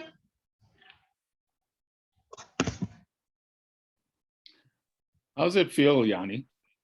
It's fun. Finally, I can express myself. Yes. Unmute and give us some love, guys. Some very powerful. Yanny. Yanny, over the top. Beautiful. Beautiful. Yanny is Really great. just a brilliant poet, wordsmith. And, you know, considering English is not her first language, she's just got such a good grasp of language and excellent metaphors and imagery. And, you know, like Alexandra, she's one of the people I've gotten to know, and we will jump on and do a little own recitals with each other. But the more you recite, the better you get. I'm just seeing a comfort level with you right now in regards to your reciting. So please do more of it. Keep doing it, because man, people need to hear your words. I really do believe that people need to hear your words. So snap it up, give her another hand, guys. Give her another hand. Thank you so much, Yanny. I know it's late for you, so once again, do not feel obligated to stay the whole thing. I know it's approaching, well, I think we're at 23 hours. Yes, yeah. So it's still a little early, but if you do need to go, please do. And yes. Just know we love you all. Thank you for coming. All right, Big up love, next. Yanny. Yeah. Who said that? Was that you, Kate? No, I spoke over you. For whatever you say, finish it. I said big love, Yanny. Oh, Woo! I'm like Daniel. My system is slow. I don't know. For me, it's running slow here. So if I'm talking over you, it's because I'm talking when I think it's good to talk. Anyway, thank you, Yanny. And up next, we're gonna go across the pond to jolly old England. We already visited there this morning with Lesley, but she dragged along one of her blonde-headed friends with glasses.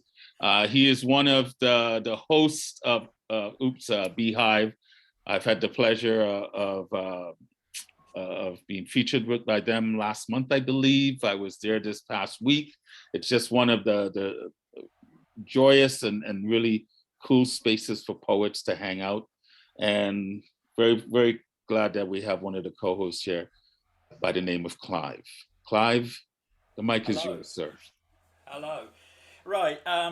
Anybody that was at a Beehive on Friday will have heard this, but I know there's a lot of people here that weren't, so that's fine.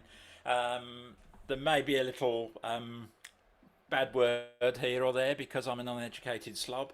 But for those who are not based in Britain, which is obviously most of you, I mean, I expect you're well aware that our wonderful Prime Minister has just sort of resigned. He's resigned, but he's still in office. So, yeah, make of that what you will. And he was a lovely man. He's going to be very sadly missed. Yeah, or something like that. And this is a commercial break. Oh, what I did mean to say, again, for those who don't follow British politics, he was forced to resign when two of his key cabinet members, Sajid Javid and Rishi Sunak, resigned. And then just about everybody else in the Tory party turned around and said, fuck off, Boris. So this is a commercial break.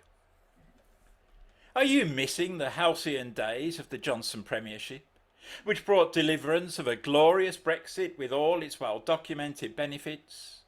The lies, the scandal, the corruption, the frequent inappropriate seminal eruption. Do you wake up crying he was stabbed in the back by Sajid Javid and Rishi Sunak? Do you look at the possible successors and forgive the big dog his excesses? If so, you need the Boris Johnson doll, made in the sweatshops that make Boris lol, the likeness to our legendary leader, the lecherous, sex-crazed, dirty... the man of many a daughter and many a son, who got an oven-ready Brexit done, is uncanny. Buy one for your racist granny.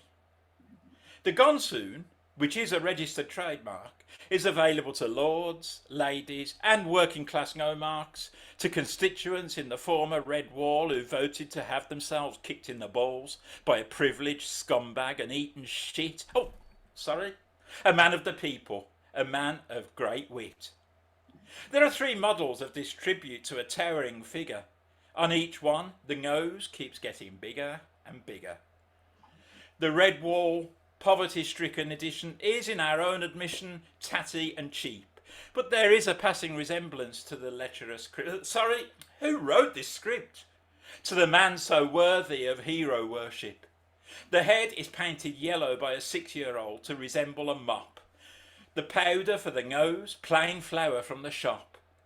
And there is a ripped condom to stick on his cock. The mid-range model costs a few pounds more. The hair is made with genuine straw, and the inbuilt voice tells lies galore. Talcum powder replaces the flour, and up the nostrils it is devoured. The voice speaks gratuitous Latin phrases, and it employs mistresses on fabulous wages in sensitive roles as controversy rages. The deluxe model can be bought for large sums of cash, just like the real sleazy piece of... no, sorry, did I say that? Well, fuck me purple. I meant the greatest leader since Winston Churchill. The nose powder is genuine coke, and the hair was snipped from the actual bloke. It says whiff waff and riff raff and bish bash bosh, and feels entitled to get noshed off, because it's based on a piece of shit and is incredibly realistic. So buy the Gone Soon doll today, a reminder of those heady days when the charlatan ruled and had his way with anyone willing to carry the kids he was willing to father but never acknowledge. But be careful with it, whatever you do. Whichever model you buy, it will shit on you. And if ever your toys should have a party, don't let the bastard get too close to Barbie. Thank you very much. Oh my Lord. He's not just a poet, he's a comedian, writer. You may not agree with his political stance, but you have to respect the creative genius, how he positions his political understanding. I think you are just brilliant. And I know the Queen probably is tuning in this morning and going, yes. How you were not included on the guest list to this afternoon's party at Chequers, Clive, I have no idea. Well, as Marianne said, you should really tell us how you feel about Boris. Lovely man, absolutely. The greatest Prime Minister we've had since the last one. Oh, you gotta love British humor. Crap as well. I Don't they? love British humor. I love you, Clive. You're a good man. You're a good man. Thank you so much for being here. I know you work on Sunday, so you had a day off or something came up and you decided to buzz me and join. So I'm always grateful when you can show up. So thank you for that. And thank you for the holding space for Ubi Beehive. Like I said, it's one of my favorite places to go. So you and Nick do a bang up job. If you haven't had the chance, please visit them. They have a Facebook page. Clive, drop your information in the chat. So if anyone does not know of their open mic, please, I invite you to go. You'll feel welcomed and appreciated, and you'll have a lot of fun. It's a hearty bunch of people that just love to laugh and share poetry. So, all right, the hits keep coming. You guys having fun? It's Sunday morning and we're in church. We're in the church of poetry, right? We get to praise to the heavens through poetry. And up next, this man is a rhyming monster. I say monster in a good way, like Monsters, Inc. He reminds me of Big Mike because he rhymes with such grace, but yet there's a depth to him because I've been hearing some of his more serious poems. I'm like, damn, this brother's got some depth. I'm liking this anyway. I just love him, and I got to spend some time with you one-on-one and get to know you because I have some ideas around you. But anyway, ladies and gentlemen, put your hands, snap your fingers together for Ed, the rhyming poet. Thank you, thank you. I want everyone to know it, and I'm here to show it. Well, I know if you don't know who I am, I'm not Pam or Sam. I love to rhyme. I rhyme all the time because it makes me feel sublime to get lost in the rhythmical chime. So my name is Ed Potastic. Oh, Aaron, feel fantastic. Please get in time to enjoy my rhyme for all I feel sublime. My first rhyme is called Symphony of Poetry. Poetry is lively than any sunflower or rose, or any explanation or logic goes. The sweet symphony of pure creativity, so appreciate the effects and its sensitivity. Sharp words fire straight to the heart, rain down through skies of vivid art. Each word is covered in emotions like fish dancing in the clear ocean, seated in a bouquet of colorful flowers, blossoming in a magnificent array of power. Writing and reading like dancing and singing, the parade of words is only the beginning. Notebooks teleporting us into a literary world, pages jumping off insightful and delightful spirals. Shared by concrete or imaginative minds, lessons grow in very personal design. The pleasure of constant desirable writing, patterns of free verse, limerick, haiku, or rhyming, reinventing tales of new, personal, and old, polishing them to shine like luminous gold. Oh, poetry, you allure me with your verbal melody, ears full of worldly fireworks, a complete harmony. The lion soul in this ugly yet beautiful universe, floating words of true verse going straight on course. Please downpour us a radiant sight of weather, shower us till we're redder or feel even better. Thank you.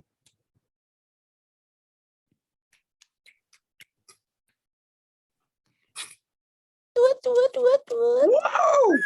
We're just getting one today? You want to do another one? Okay. I want to hear another one. I don't want just one from you.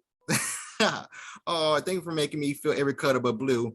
Well, I have a spicy pea to say the least. Please, please, please. I don't please mind the words from these pages. I just want to burst some cages. Okay, this is called The Midnight Game.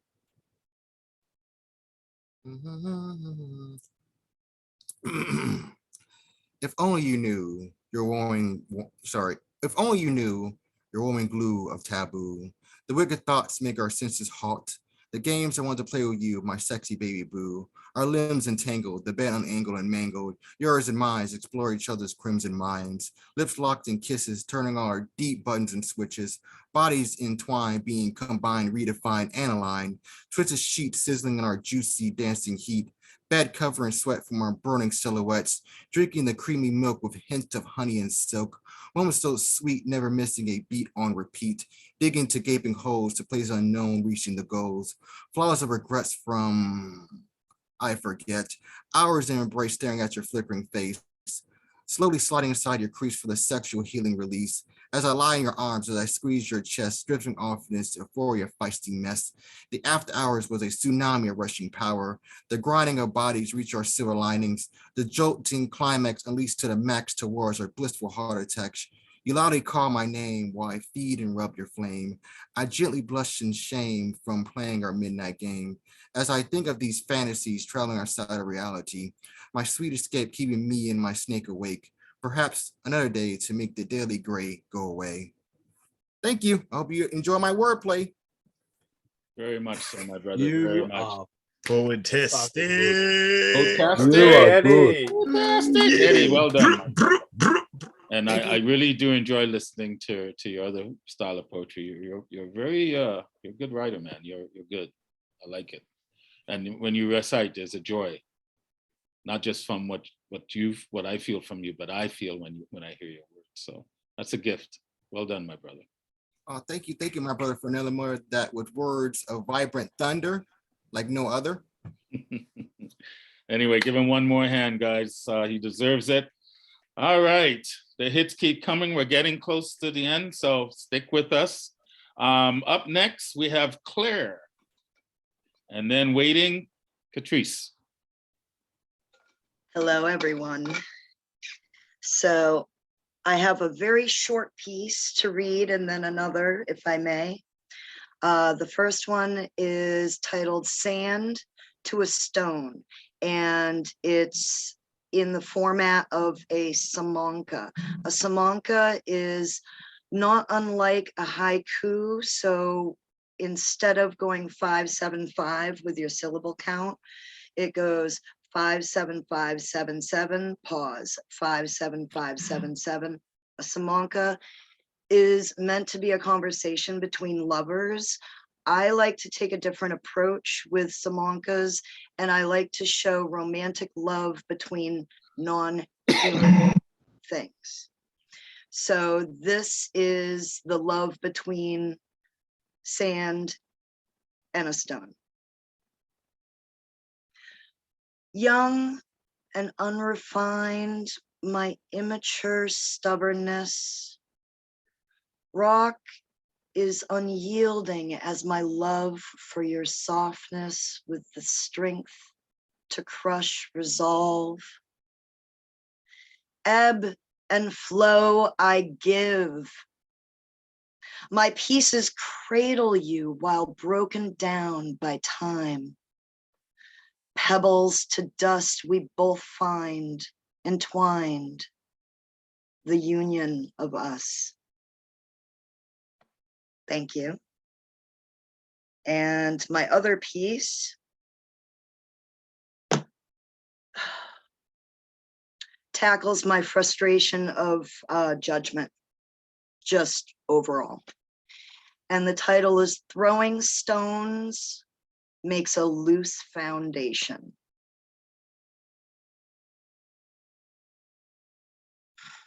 Are you aware of the judgment found in your own temperament? Do your eyes seek perversion, sexual diversion? Could there be an element of torture and torment, unintended incursion, venomous attention? Does anything divergent warrant your lazy punishment? When gender and persuasion oppose your opinion, or the pungent, transient, cardboard tent, indigent, handicapped damnation which you feel no connection, there is no loving commitment in need of your consent. And those not Caucasian are not some imagined invasion. Is age in your assessment? Youth blinded like a grandparent in your both old and young, an aberration in your biased consideration? Small, tall, fair, or repugnant, skinny or fat, you need not comment. Being judged is a lonely sensation, and throwing stones makes a loose foundation. Just open your heart with good intent for labeling people won't pay the rent. This is all a bit of moral suasion, the high ground I stand, my consecration. Thank you. Unmute, guys, unmute. That's a powerful piece, Claire. That's Wow. beautiful. That's Nice beautiful. work. Nice. Thank you. Thank That's you very much. Wonderful. Thank you, Claire. Woo. Thank you. Woo. powerful piece, Claire. I really like that. Very much. Well done. Oh, how are you feeling about where you are with your poetry? And I know you got lots going on, being accepted in anthologies and There's a lot going on right now, Raleigh. yeah, I know. I'm really this is the year of Claire. I'm psyched. I just put out my second book, Silent. Very happy, very proud.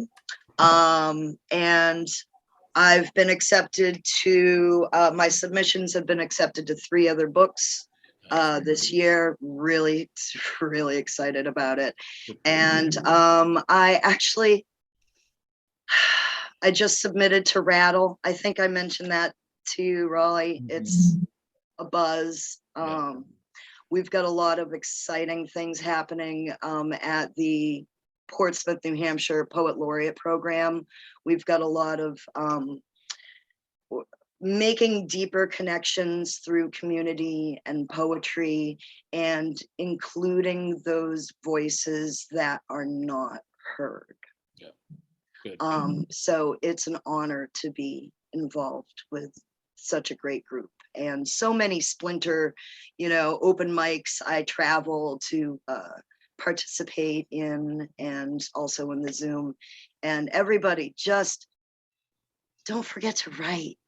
Just keep writing, free flowing thoughts, try format poetry. There's a lot of exciting things going on. There is, and we're in deep transformative times, and I know it feels like we're going to hell in a handbasket, but we're just transforming. We're just trying to figure it out. Yeah. But we need to stay connected. Poets, man, poets lead the way, and so we don't have to agree with each other's causes, but we can find ways to still support each other through poetry. And so anyway, thank you so much, Claire. Thank you. Thank you very much. I have a question for Claire. Yes. Your beautiful book, Silent, will it have the poem in it that you just read about judgment? Yes, that has Throwing Stones Throwing Stones Makes a Loose Foundation. It also has my poem that was just accepted for the Jack Kerouac book, which is With Thoughts of Dean Moriarty. And there's a couple other. Who is your press? Who is your press? My press is it's called Digipod, and they are out of Michigan. Put your stuff in the chat. So Yeah. There you go. Thank you so much. Bye, You're welcome, Claire. sweetheart. Thanks, Claire. Thanks, Claire. All right, up next, we have Catrice. This is her first time, I believe, reciting here. So I've already had one Zoom chat. I'm looking forward to getting to know this woman more. So I'm looking forward to hearing your poetry here tonight. So put your hand, snap it up for Catrice. Thank you, Raul. Glad to be here with everybody. Can you hear my volume well? Yes, ma'am. Okay. This is a poem mixed with a bit of song.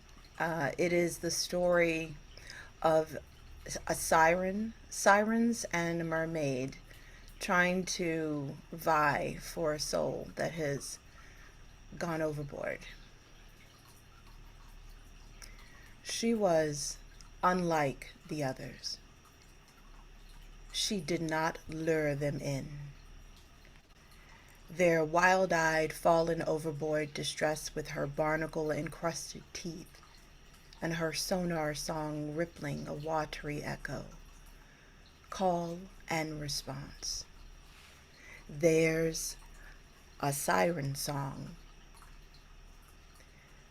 Which way shall you go, my love? Which way shall you go, my love? Here, come, come. Hers, a voice echoes in the shadows. This way, come, come. I will take you home. I shall take you home. Where love is, where love is, where love is. Shells braided in her seaweed hairs, coral necklace laced, a signpost of safety for them to see. In the corners of their closed, speared eyes when they fall overboard, lost in the deep waters, drifting for an anchor. A portal, a cosmic door to Elysium, a place of peace on a current. Fishy-tailed, her scales breathing kaleidoscope rainbows, she led the lost into deeper, dry-mouthed caves. Unwatered to save them, in the void of the dead spaces, their spinning float cocooned in her call, lulling them to their funerary, a sandy bottom floor, their watery rest. Leagues under playing dolphins, leagues under manatees, tucked under the living dark. A dream, a dream. Thank you. Wow, wow, wow, wow, wow, wow, wow, wow, wow, wow. What was that? Wow. You just perform pulling people in. Like Yeah. you have this pulling effect in your poetry. I felt like I kept going like this. The recitation is just, brilliant. Thank you. Thank you so much. There's that voice again, that meditative kind of seductive, just like, let me grab you by the throat and I'm not letting you go. Right. Well done. Wow. Incredible. Thank you, Zamboko. Give it up. Yeah. Thank you. Snap it up. That was very impressive. And the words, it's just the whole package, the presentation itself. The words itself are pretty powerful, but then the singing and the tempo of it too. Yeah, well done. Well done. Thank you for that. Thank you so much for blessing us with your presence today. All right, up next, we have another fine soul from the Caribbean. I present to you the author of Full Moon Circle. Was it Full Moon Fire? What am I saying? Full Moon Fire. Give it up for Marianne. You have to unmute yourself. Unmute. There you go. All. Yes. Yeah, that is Full Moon Circle. Love it. I love the title and the cover. So. Full Moon Fire. Thank you. It was great to see everybody this morning. It's so much fun to see the people in person, sort of, that I converse with on Facebook and so on through the week. It's really great. And so lovely to be the person who preceded you, who follows you, Catrice. Sorry, with your beautiful siren voice. Lovely. Wow. Welcome aboard. This was a big week for me. Yes, Full Moon Fire finally arrived here on the island of St. Martin. It's 40 romantic poems that follow the trajectory of the moon, the phases of the moon. So there are poems of blooming love, and then the full moon fire, and the waning love, and of course the new moon, which can be dark, sometimes is, but it's the new moon that I focus on because the dedication in the book is to my daughter Julia, for Julia, and with the phrase "believe in love," which is my mantra. And I'd like to share with you, because I'm getting close to the end of the program, I was so inspired by Lesley, and I wanted to thank you for that beautiful reading. I had a mind to read a couple of other poems, but I'll save them. Here at the end of the program, I thought I would, your Snow in August really made me think of a number of things. It's absolutely beautiful. But now at the end of the program, I think I'll just leave it with a little bit cheekier kind of a reading. So from the waning, or the waning moon section of the Full Moon Fire, I'd like to read two poems. One is called Love is So Cliche.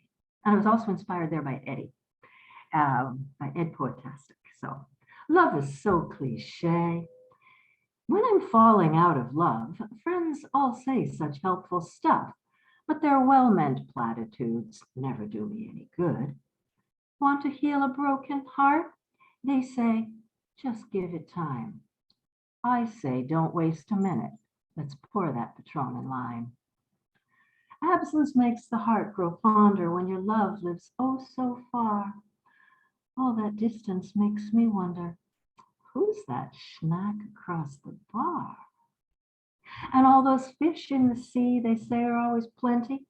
I know there are just 23 because so far I've dated 20. In love, I know that when I fall, I'll either sink or swim, but I'm the kind to take the plunge and dive right in.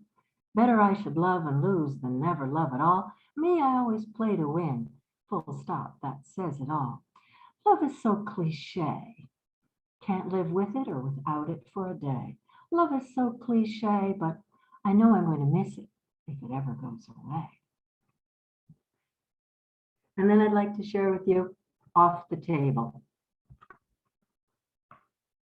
You thought you could dine out on me and keep it nice and quiet.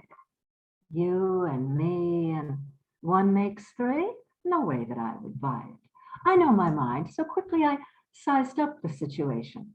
I'm not the kind to stand in line. I need a reservation. Maybe you thought I'd love the meal so much I wouldn't notice. You ordered up a menu to feed more than the two of us. I stood up, pushed back my chair. You know I'm just not able to dine on crumbs that tumble from another woman's table. Bet you thought I'd look good all dressed up on your plate, but I'm the kind of woman who's not inclined to wait. Now you know just why I took my spoon and fork right back. I'm a 12-course banquet, baby, and all you wanted was a snack. Thank you.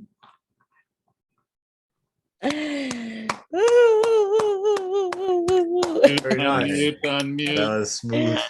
Oh, Smooth. please, Marianne, put your put your information and your book link in the Please. chat. I think already I will, with Lesley pleasure. asked for it. Thank you. Marianne. A little fun. It is. It put a smile on my face, and I just love the poetry, though. Yeah. Well, we'll have to do another one-on-one recital because I invite you. You're probably already doing it, but I invite you to do it with people that you want to connect with because it's a great way to get to know people, but also to, share your poetry in a more intimate setting other than your 25 closest friends on Zoom. But no, thank you so much for coming and bringing a bit. You and Angie bringing that Caribbean flavor to the Inspired Poetry Corner. Another quick snap up for her. Well done. And celebrate her because she's got a book out. I mean, a lot of people have books out, but let's make everyone feel special because it's a labor of love putting your work together and then putting it out to the world. So, all right, let's continue on. We're getting close to the finish line. Thank you for that. Up next is the esteemed Christopher, the man with the headphones that sits there and dazzles us when he shares whatever he shares. So I look forward to what history will you bring today, young man? Can you hear me? Yes, sir. All right. Okay, I'm going to do the share screen and do a slideshow, a couple of poems. Juice Train. From Florida all the way up the East Coast, the juice train lumbers daily up the line, squealing up the silver track, mile by mile. Oh, Tropicana, oh, so holy, holy Americana. I watch the juice cars screeching up the line, each car emblazoned Tropicana, graffitied, all that steel and juice, clanking and rankling. Oh, Tropicana, oh, so holy, holy Americana. I borrow time from my duties, putting commas in, taking them out, to watch through chain link as the juice train groans again up the tracks. Oh, Tropicana, oh, so holy, holy Americana.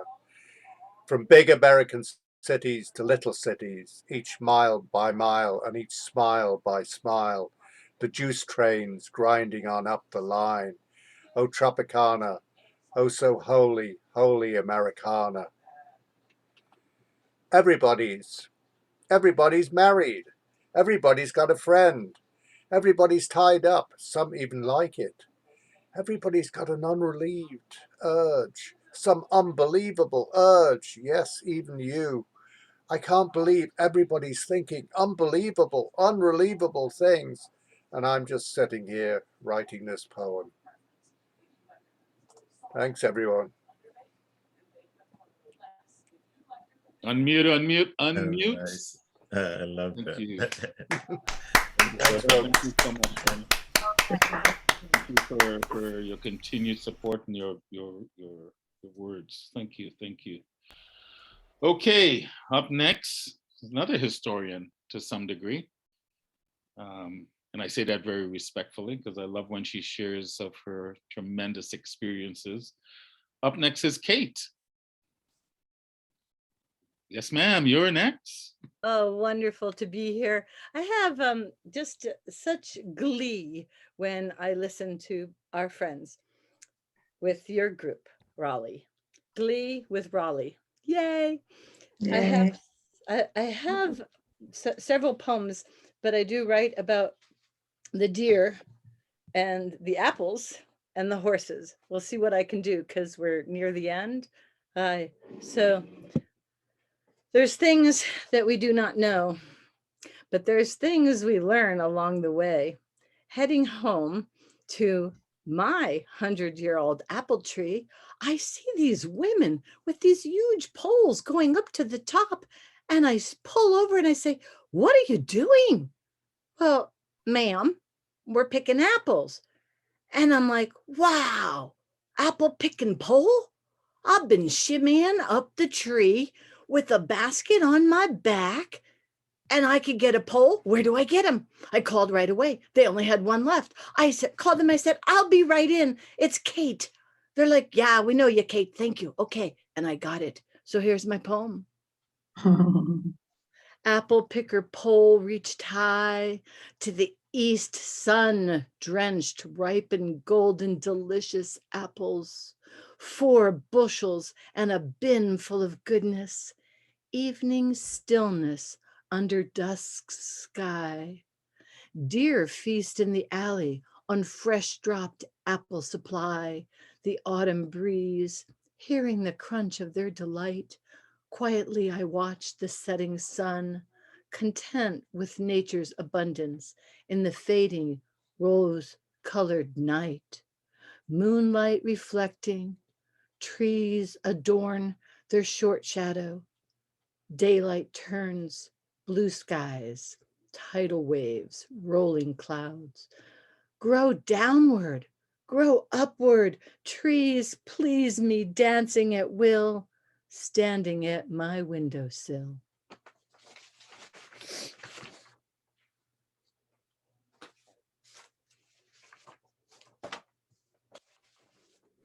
Out my window, I view a small herd across the street. One doe stayed back as mother doe and 3 twins, fawns, crossed towards my home. Suddenly, they turned, running ahead, away in the opposite direction. Out came a 6-point buck, leaped over a fence towards the lone doe.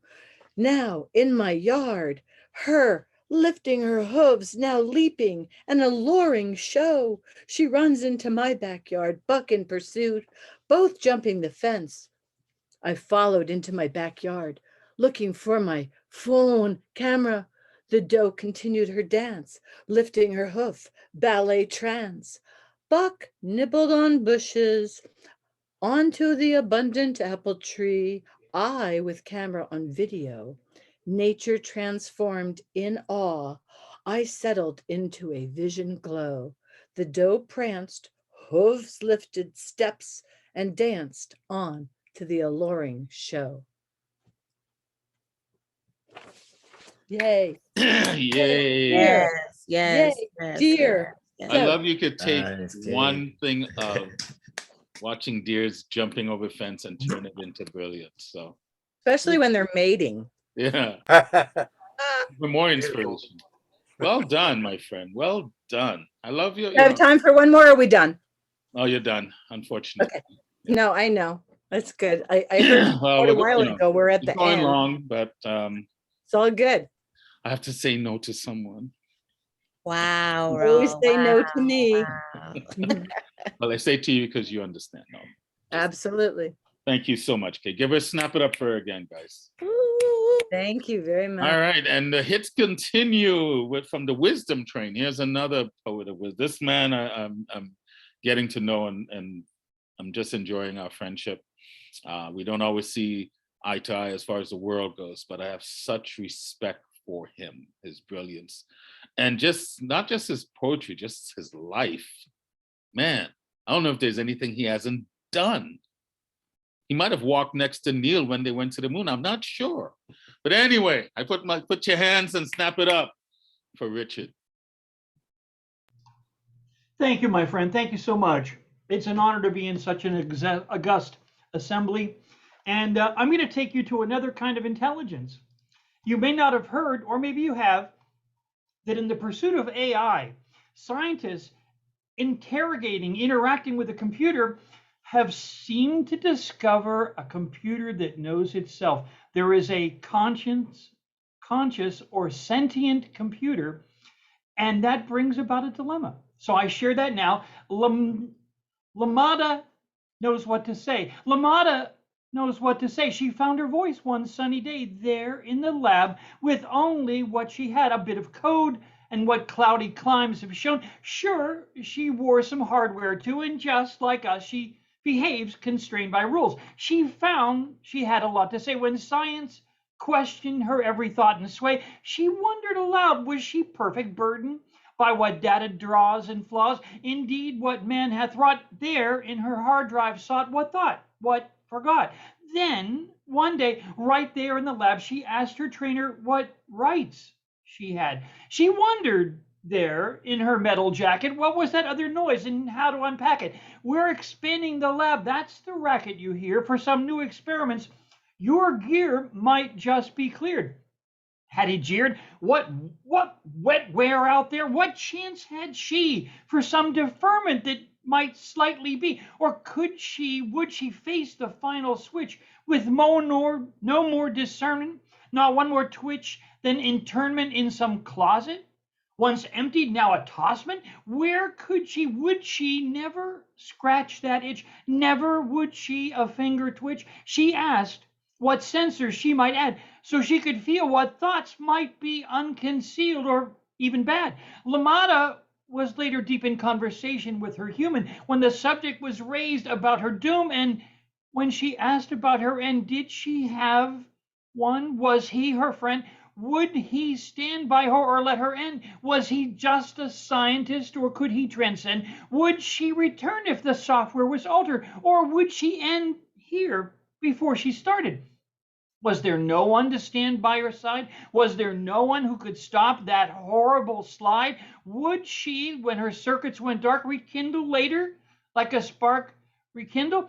Or silent spark of consciousness parked silent then, no longer, now just dark? Was there no chance to prevent the attack? Where miscreants began to fragment and disassemble her data stack? What would he do? Were there no friends to beckon true? Was there no recourse in law? Could she on the seat of justice call? Where could she go in such wilderness unframed? Was there no one to help sort through this mess unnamed?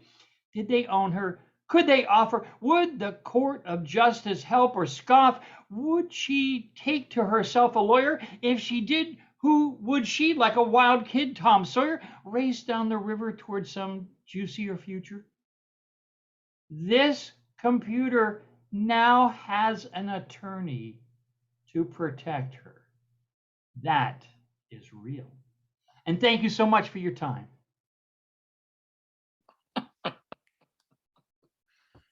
What a brilliant concept. What a brilliant concept. What a, yes, thank you. Wow. Thank you for saying that. You took the word out of my mouth. Wow.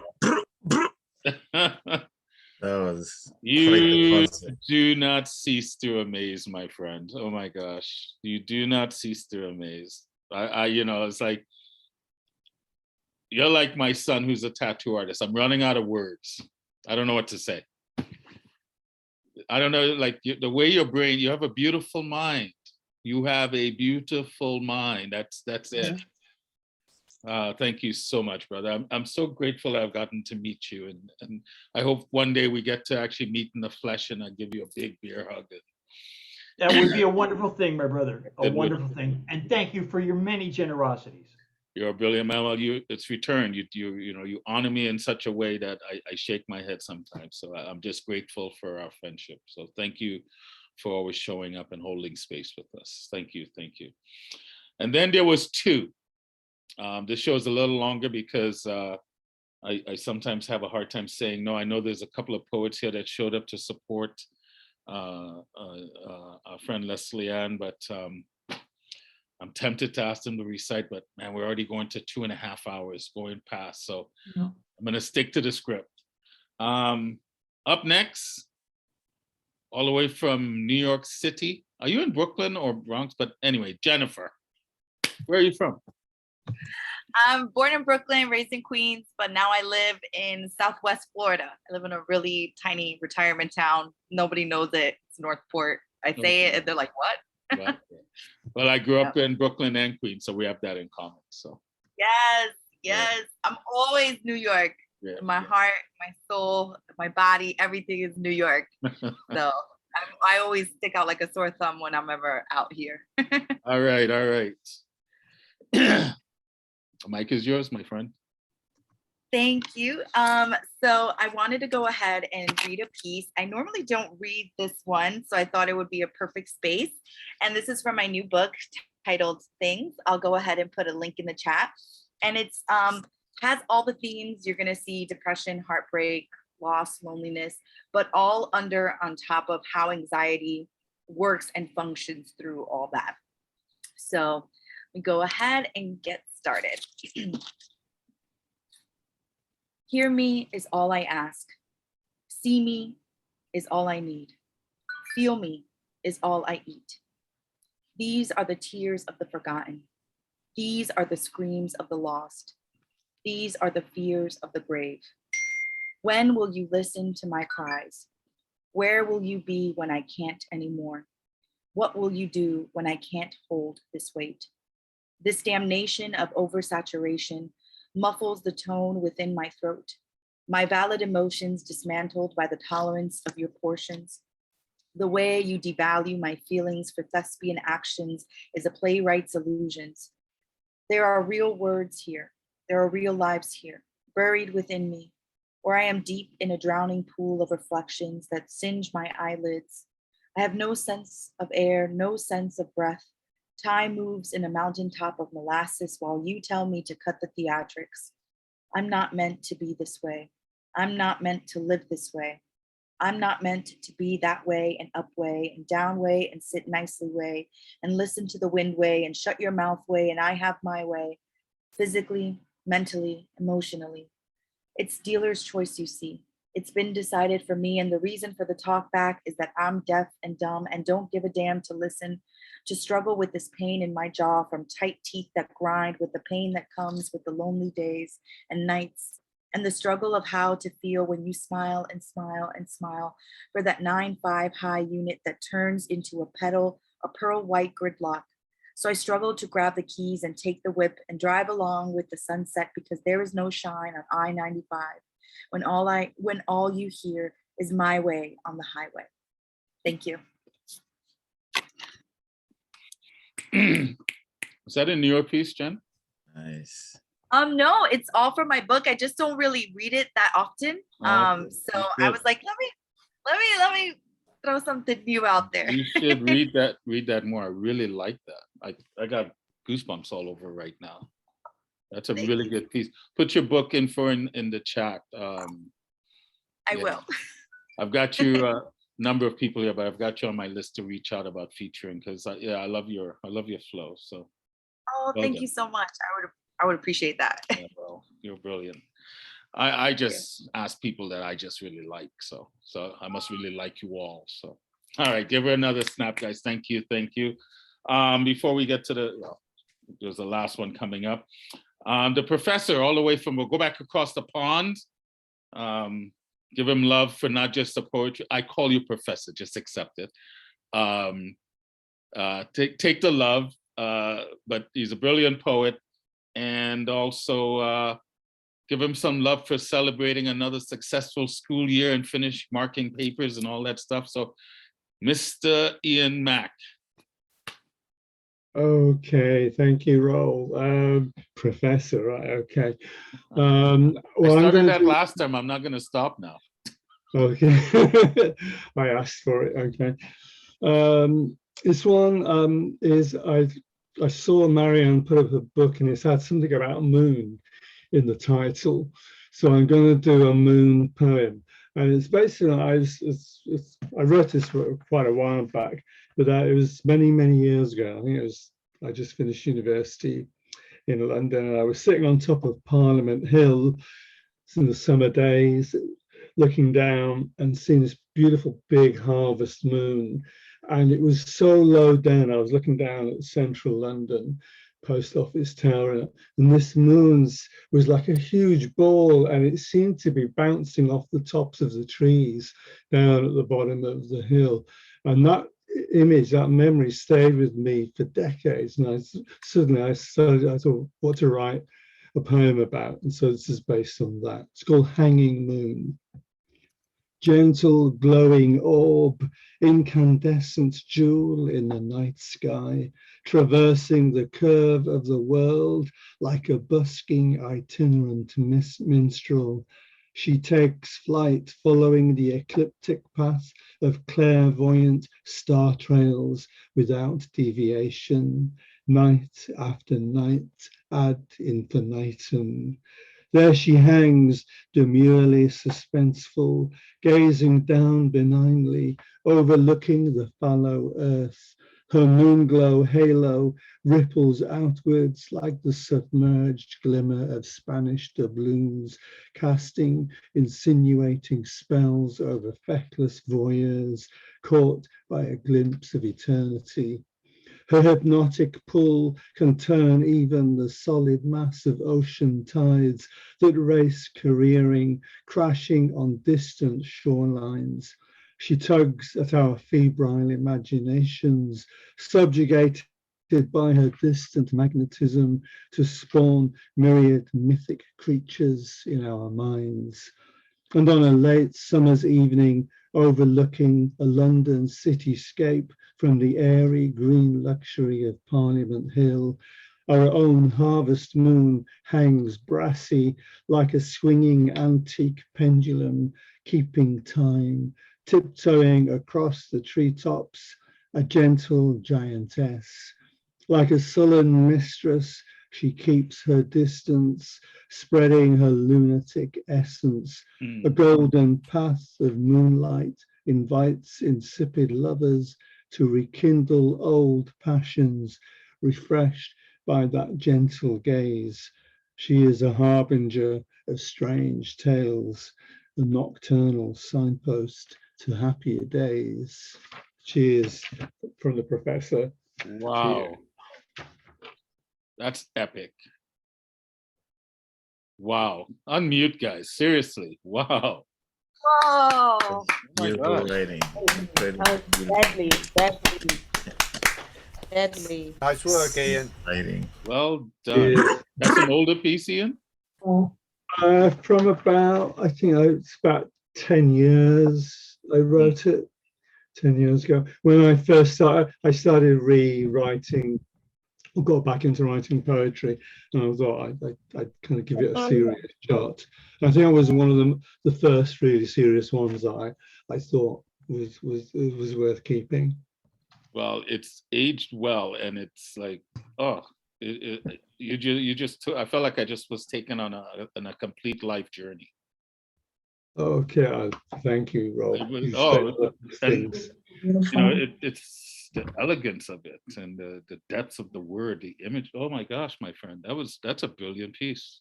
That's a brilliant piece. I'm sitting here just like wanting to, you have that same kind of quality of your voice as Lesley does. You just get sucked in. So thank you for sharing that. What a fabulous way to start ending a show. All right, well, and then there was one. I thank you guys all for sticking it out, and let's give this last poet some serious love. He's gonna take us home with his brilliant words and infectious energy. I'm hoping to do his name justice. So put your hands, snap your fingers together for Zomkhonto. Is that correct? Zomkhonto. I keep forgetting that part. Don't worry. I've always had issues with pronouncing things, so I'll teach you. Don't worry. It's very simple. Simple for you. Anyway, Yes. guys, let's enjoy it. Thank you. Thank you so much. Thank you so much, all of you, for trusting me with your beautiful poems and for blessing my Sunday in such a beautiful way. This poem I wrote yesterday for my friend's 9-year-old daughter. She had her 9th birthday yesterday, and he had asked me to write something. So I wrote this poem entitled, this poem was written with feathers in mind. Your father said I should write you a poem with feathers in mind, meant to be stitched together by time into the most beautiful bird the forest could ever find. And the wonderful thing is that you get to choose whatever color this bird may be. Take your time, because this world loves to choose colors for Black girls, right down to their favorite dress, as if someone chose to second guess if they needed to be blessed, not knowing that the ends of their souls are rainbows, and that heaven still uses those ends as ribbons to the presents for the most well-behaved of angels. Amani. Amani in Arabic means wish. Amani in Swahili means peace. So I will wish you peace. And as parents, we always hope that our children do not learn too young why they'll need peace.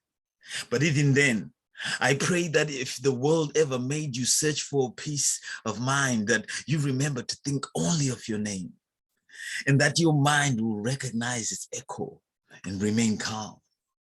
Be peaceful. Your father said I should write a poem made of diamond-crusted wings. And to tell you that the worst that you can do is make eagles go blind when you take to the sky, but that you do not be afraid to fly. Shine. Because this poem was written with feathers in mind, meant to be stitched together into the most beautiful bird that the forest could ever dream. And the wonderful thing is that you get to choose its morning song. Take your time, because this world loves to choose songs for Black girls, as if their ears cannot make out for themselves the ebony skin of melody, as if they haven't been the fortune tellers of the greatest dances to ever trip the human body and spirit. So I say, create your music, Amani. Find your dance floor and own it. Become the lyrics to the songs of your own destiny. Amani. Your name means wish in Arabic and peace in Swahili. As you blow out your 9 candles, I wish your greatest wish the light of day.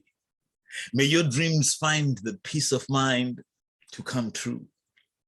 May you shine so bright that light accidentally flows into the world around you, brightening your day, brightening our day.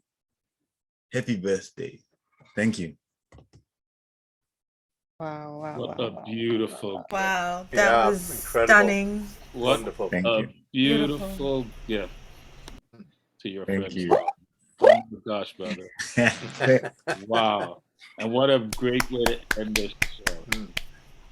Wow. You're a master wordsmith. I just your energy, that smile. Look at the smile. The smile alone. One day I will get your name right, but until then, I'll just keep praising you. So what a beautiful gift. You have such a beautiful heart, my brother. Well done. Thank you so Yeah, much. if you ever feel inclined, it's Trophy's birthday on July 27th, All you have to do is just send me a message and I'll fit it into the I schedule. think you might have a new I'm serious. you might have a new business. That's a blessing. I'm gonna hit you up. And instead of doing back in the day they did telegrams, you could just show up to someone's house and recite a poem that you wrote. No, it's serious. I've actually been writing up an idea about that. So if you feel somehow that I could test the waters, and with me is I love people and I love describing people. Right. So if you gave me something to describe a person, and you felt inclined to help me not get kicked out of my house and pay rent, then I'll write it from my soul, and I'll write the very elements of what makes you. You can help me with your history. You can help me with everything that's dear to you, and I'll write your spirit into being. So that's in the works. Just putting it out there. Nope, you got to. And I think, us creative souls, we have to find, look, we live in the reality of life is we live in a world where we do need monies to live. True. And we have to find ways to help each other do so and still be able to practice, our craft of poetry or whatever our creative endeavors are. But we do have to find ways to live and help each other and support each other. So there's, I think that sometimes and not just poets, but people in general have a problem with asking for what they want and need. So I'd invite you to get out of your own way and ask. I live very simply as well, and I have no shame in putting, if you want to donate, great. My attitude is this: if I ask you to donate, one or two things will happen. You will say yes, to which I will say thank you. Or you will say no, to which I will say thank you. That's it.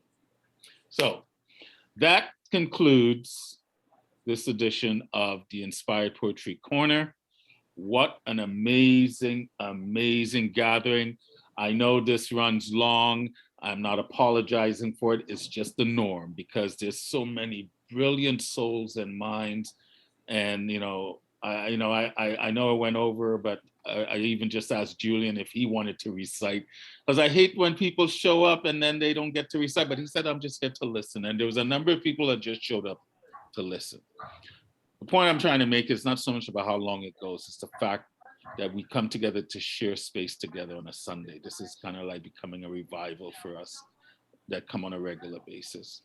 And 2 hours out of our day is nothing. We spend 2 hours on technology and we don't blink an eye. So I'm grateful when people come together and are willing to invest not just their time, but their energy and their spirit and their love. And when we come together to support poets like Lesley Constable, who we got to feature today, unmute your mics, shout it out, not just for her, but for all the poets. But let's give a big hand to Lesley first. Thank you, everyone. Lesley! You set the tone for us today, Lesley, with your elegance, your soft-spoken voice, but it's not just soft-spoken because it carries some weight to it. So I'm so grateful that you agreed to this and being featured. And the Inspired Poetry Corner, just like everything else, only works because people are willing to support it. I may have created a vehicle just like Clive has created a vehicle, and all the others that feel the need to organize and help bring people together. But it doesn't matter if people don't show up, and you guys keep showing up. And you're not showing up for me, we're showing up for each other. I truly believe in the spirit of Ubuntu. I am because you are. It doesn't matter what our political views are on life, our religious beliefs. It has no bearing. We can agree to disagree, but man, can we respect each other because we're human? That's what's key. If you look at my name, it says Rawl I am James, human, male. I am human, and I am male, and it's not to mock anyone. But I put that first because I am human. We must remember our humanity. We don't have to agree. Shit, we don't even have to like each other. But can we do it respectfully? To me, that's the cornerstone of democracy. I don't have to like you. I don't even have to like what you say. But will you fight tooth and nail? I will fight tooth and nail for you to have that right to speak freely. Freedom is like in the latest poem I wrote, is not for the faint of heart. If it was for the faint of heart, we'd be living in a system that will tell us what to do. And I'm too damn old to be told what to do. Freedom is mine. Yeah, and I love the fact that we can share. I want to hear how you think, why you think that way, not to ridicule. So I love when we come together and we use the vehicle of poetry to share, to laugh, to cry, to make us feel. May I interrupt you, Raoul? Just one Oh, minute. for sure you can, definitely. I just wanted to say that I think it's really wonderful that English is a global language so that we can all understand each other's poems. Yeah. And so, you know, going beyond selfish, nationalistic sort of demands of why isn't my language the global one, it's just wonderful that English there is a language which we can all understand. Yes. However, bear in mind that a lot of the poets on these global Zooms are actually bilingual and trilingual. And so there must be a respect for all languages and all cultures, which are not global, but so it's really great that we have a global language. But I only said that because there was a poet only the other day who was a bit disrespectful towards some of the languages. Yeah. Well, yep. Yeah. And I agree with you, Alexandra. I always invite poets to recite in their original language. You don't have to do English if you don't want to. I know in Lime Square Poets, there's a young lady that recites in original Gaelic, I believe, and then she recites in English. So like I said, I'm just for you reciting. I don't necessarily have to understand the words, but I think as poets, we feel the flow and the vibe of what a person is putting down. And for me, it's more important to hear the words. It's great that we write it and put it down on paper or on our phones, but there's a magic to it when we speak it. Hear it. We understand the nuance of a bit of the person when we hear them speak their words with passion and conviction.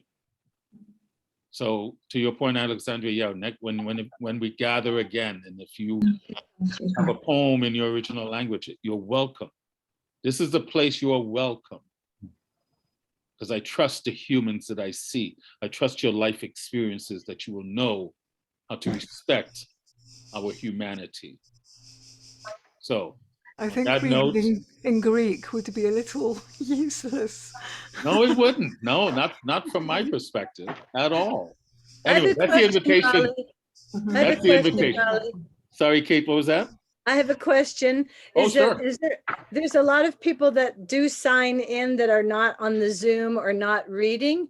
And so those are people that I just would really love to open up to also, that come in and listen to sign in for the recital, so that you always bring a different main leader, but then all of us keep coming back like children to the home. But so encouraging the people. So I just had a friend put on the chat, and he's from Ireland. And so I listen to a lot of people from Ireland, and and Scotland and Wales, and they often speak in the Gaelic or the Irish, and then also speak in the English. So like you were just saying, that's very nice. So I think we're all quite aware that there's many languages of the world, and it's nice to have a common thread, especially Lady Daya. When you sing your song, it feels like it's in a different language. It just makes me want to Next time I'll sing my song in a different language. I have a song in a different Sing it in your, language. yeah, sing it in it, you know. Anyway, guys, you know, it may say I'm the host, but we're all hosts of this. So that's a great reminder, Kate. And I always tell people this is not an open mic, it's a recital. So if you ever want to participate, it's always on the third Sunday of every month. Next month, August, I believe it's the 21st of August, and we get to spotlight and to feature Angie all the way from Trinidad. So I think this is going to be her first feature ever, if I'm not mistaken. Yes, true. So, because she's still new to poetry, she's still new to this. So I invite you all to, you know, I'll be reaching out to most of you, but I invite you all to come. When I post it, let me know if you want to recite. I usually try to stick to 12 poets, but obviously today was longer. And, you know, like I said, I'm not overly apologizing for the length of the show because, you know, we live in a time now where to sit down and listen to each other for 2.5, 3 hours is a chore, but we can play video games forever. Not we, but others. So anyway, that's it. That's a wrap. That's this month. Any closing comments before we go? Thank you. Thanks. Well, I came to listen, but it was nice to be invited to just do the one poem. So glad I invited you because that was a brilliant poem, my friend. Anyway, guys, I love you all. Stay safe, stay strong. Do not let anyone tell you how to be. The only one that can do you is you. And you do it fantastic. You are marvelous. You're not here to have a spiritual experience. You're here to master this human experience. So let's enjoy the good, the bad, the ugly, and the beautiful of life. Because why? We get to share it together. I love you all. See you next month. Lesley, my friend, you blessed us this morning. Thank you. I'm just all of you overwhelmed. that shared. Thank you, Julian, and the other participants that were just here to listen. Thank you for honoring us with your time. We'll see you in a couple of fortnights. Peace. Wonderful, wonderful. Thank you. Stay inspired, everyone. Zomkhonto. See you soon. Ubuntu. Ubuntu. Nice. Adios. Adios Bye, to todos. everyone. Okay, leave. I have to be the last one. I don't know why. Bye. Bye. I'm gonna be the second last one. I just have way too much fun with my life. See you, Alexandra. Have a good sleep. Bye, Angie, have a good day, dear. Well, I don't sleep at 8 p.m. Oh, it's only 8 p.m.? Oh, well, go have some fun. Go have a drink. No, I don't like drinking. I'm going to write Flying 13. Okay, that's your drink. Then go do that. You know, I said that before because there was a poet on one of the meetings who kept going on about the British language being so wonderful and why does she have to learn another language? And everyone in Europe we speak 2 or 3 languages, you know, fluently because we have to, and so there has to be a respect for, yeah. Anyway, all these languages were based on Greek anyway. Yeah. So. Anyway, go right. I'm gonna go eat. I'm going. All right. Take care. I'll talk to you this week. Bye. Bye.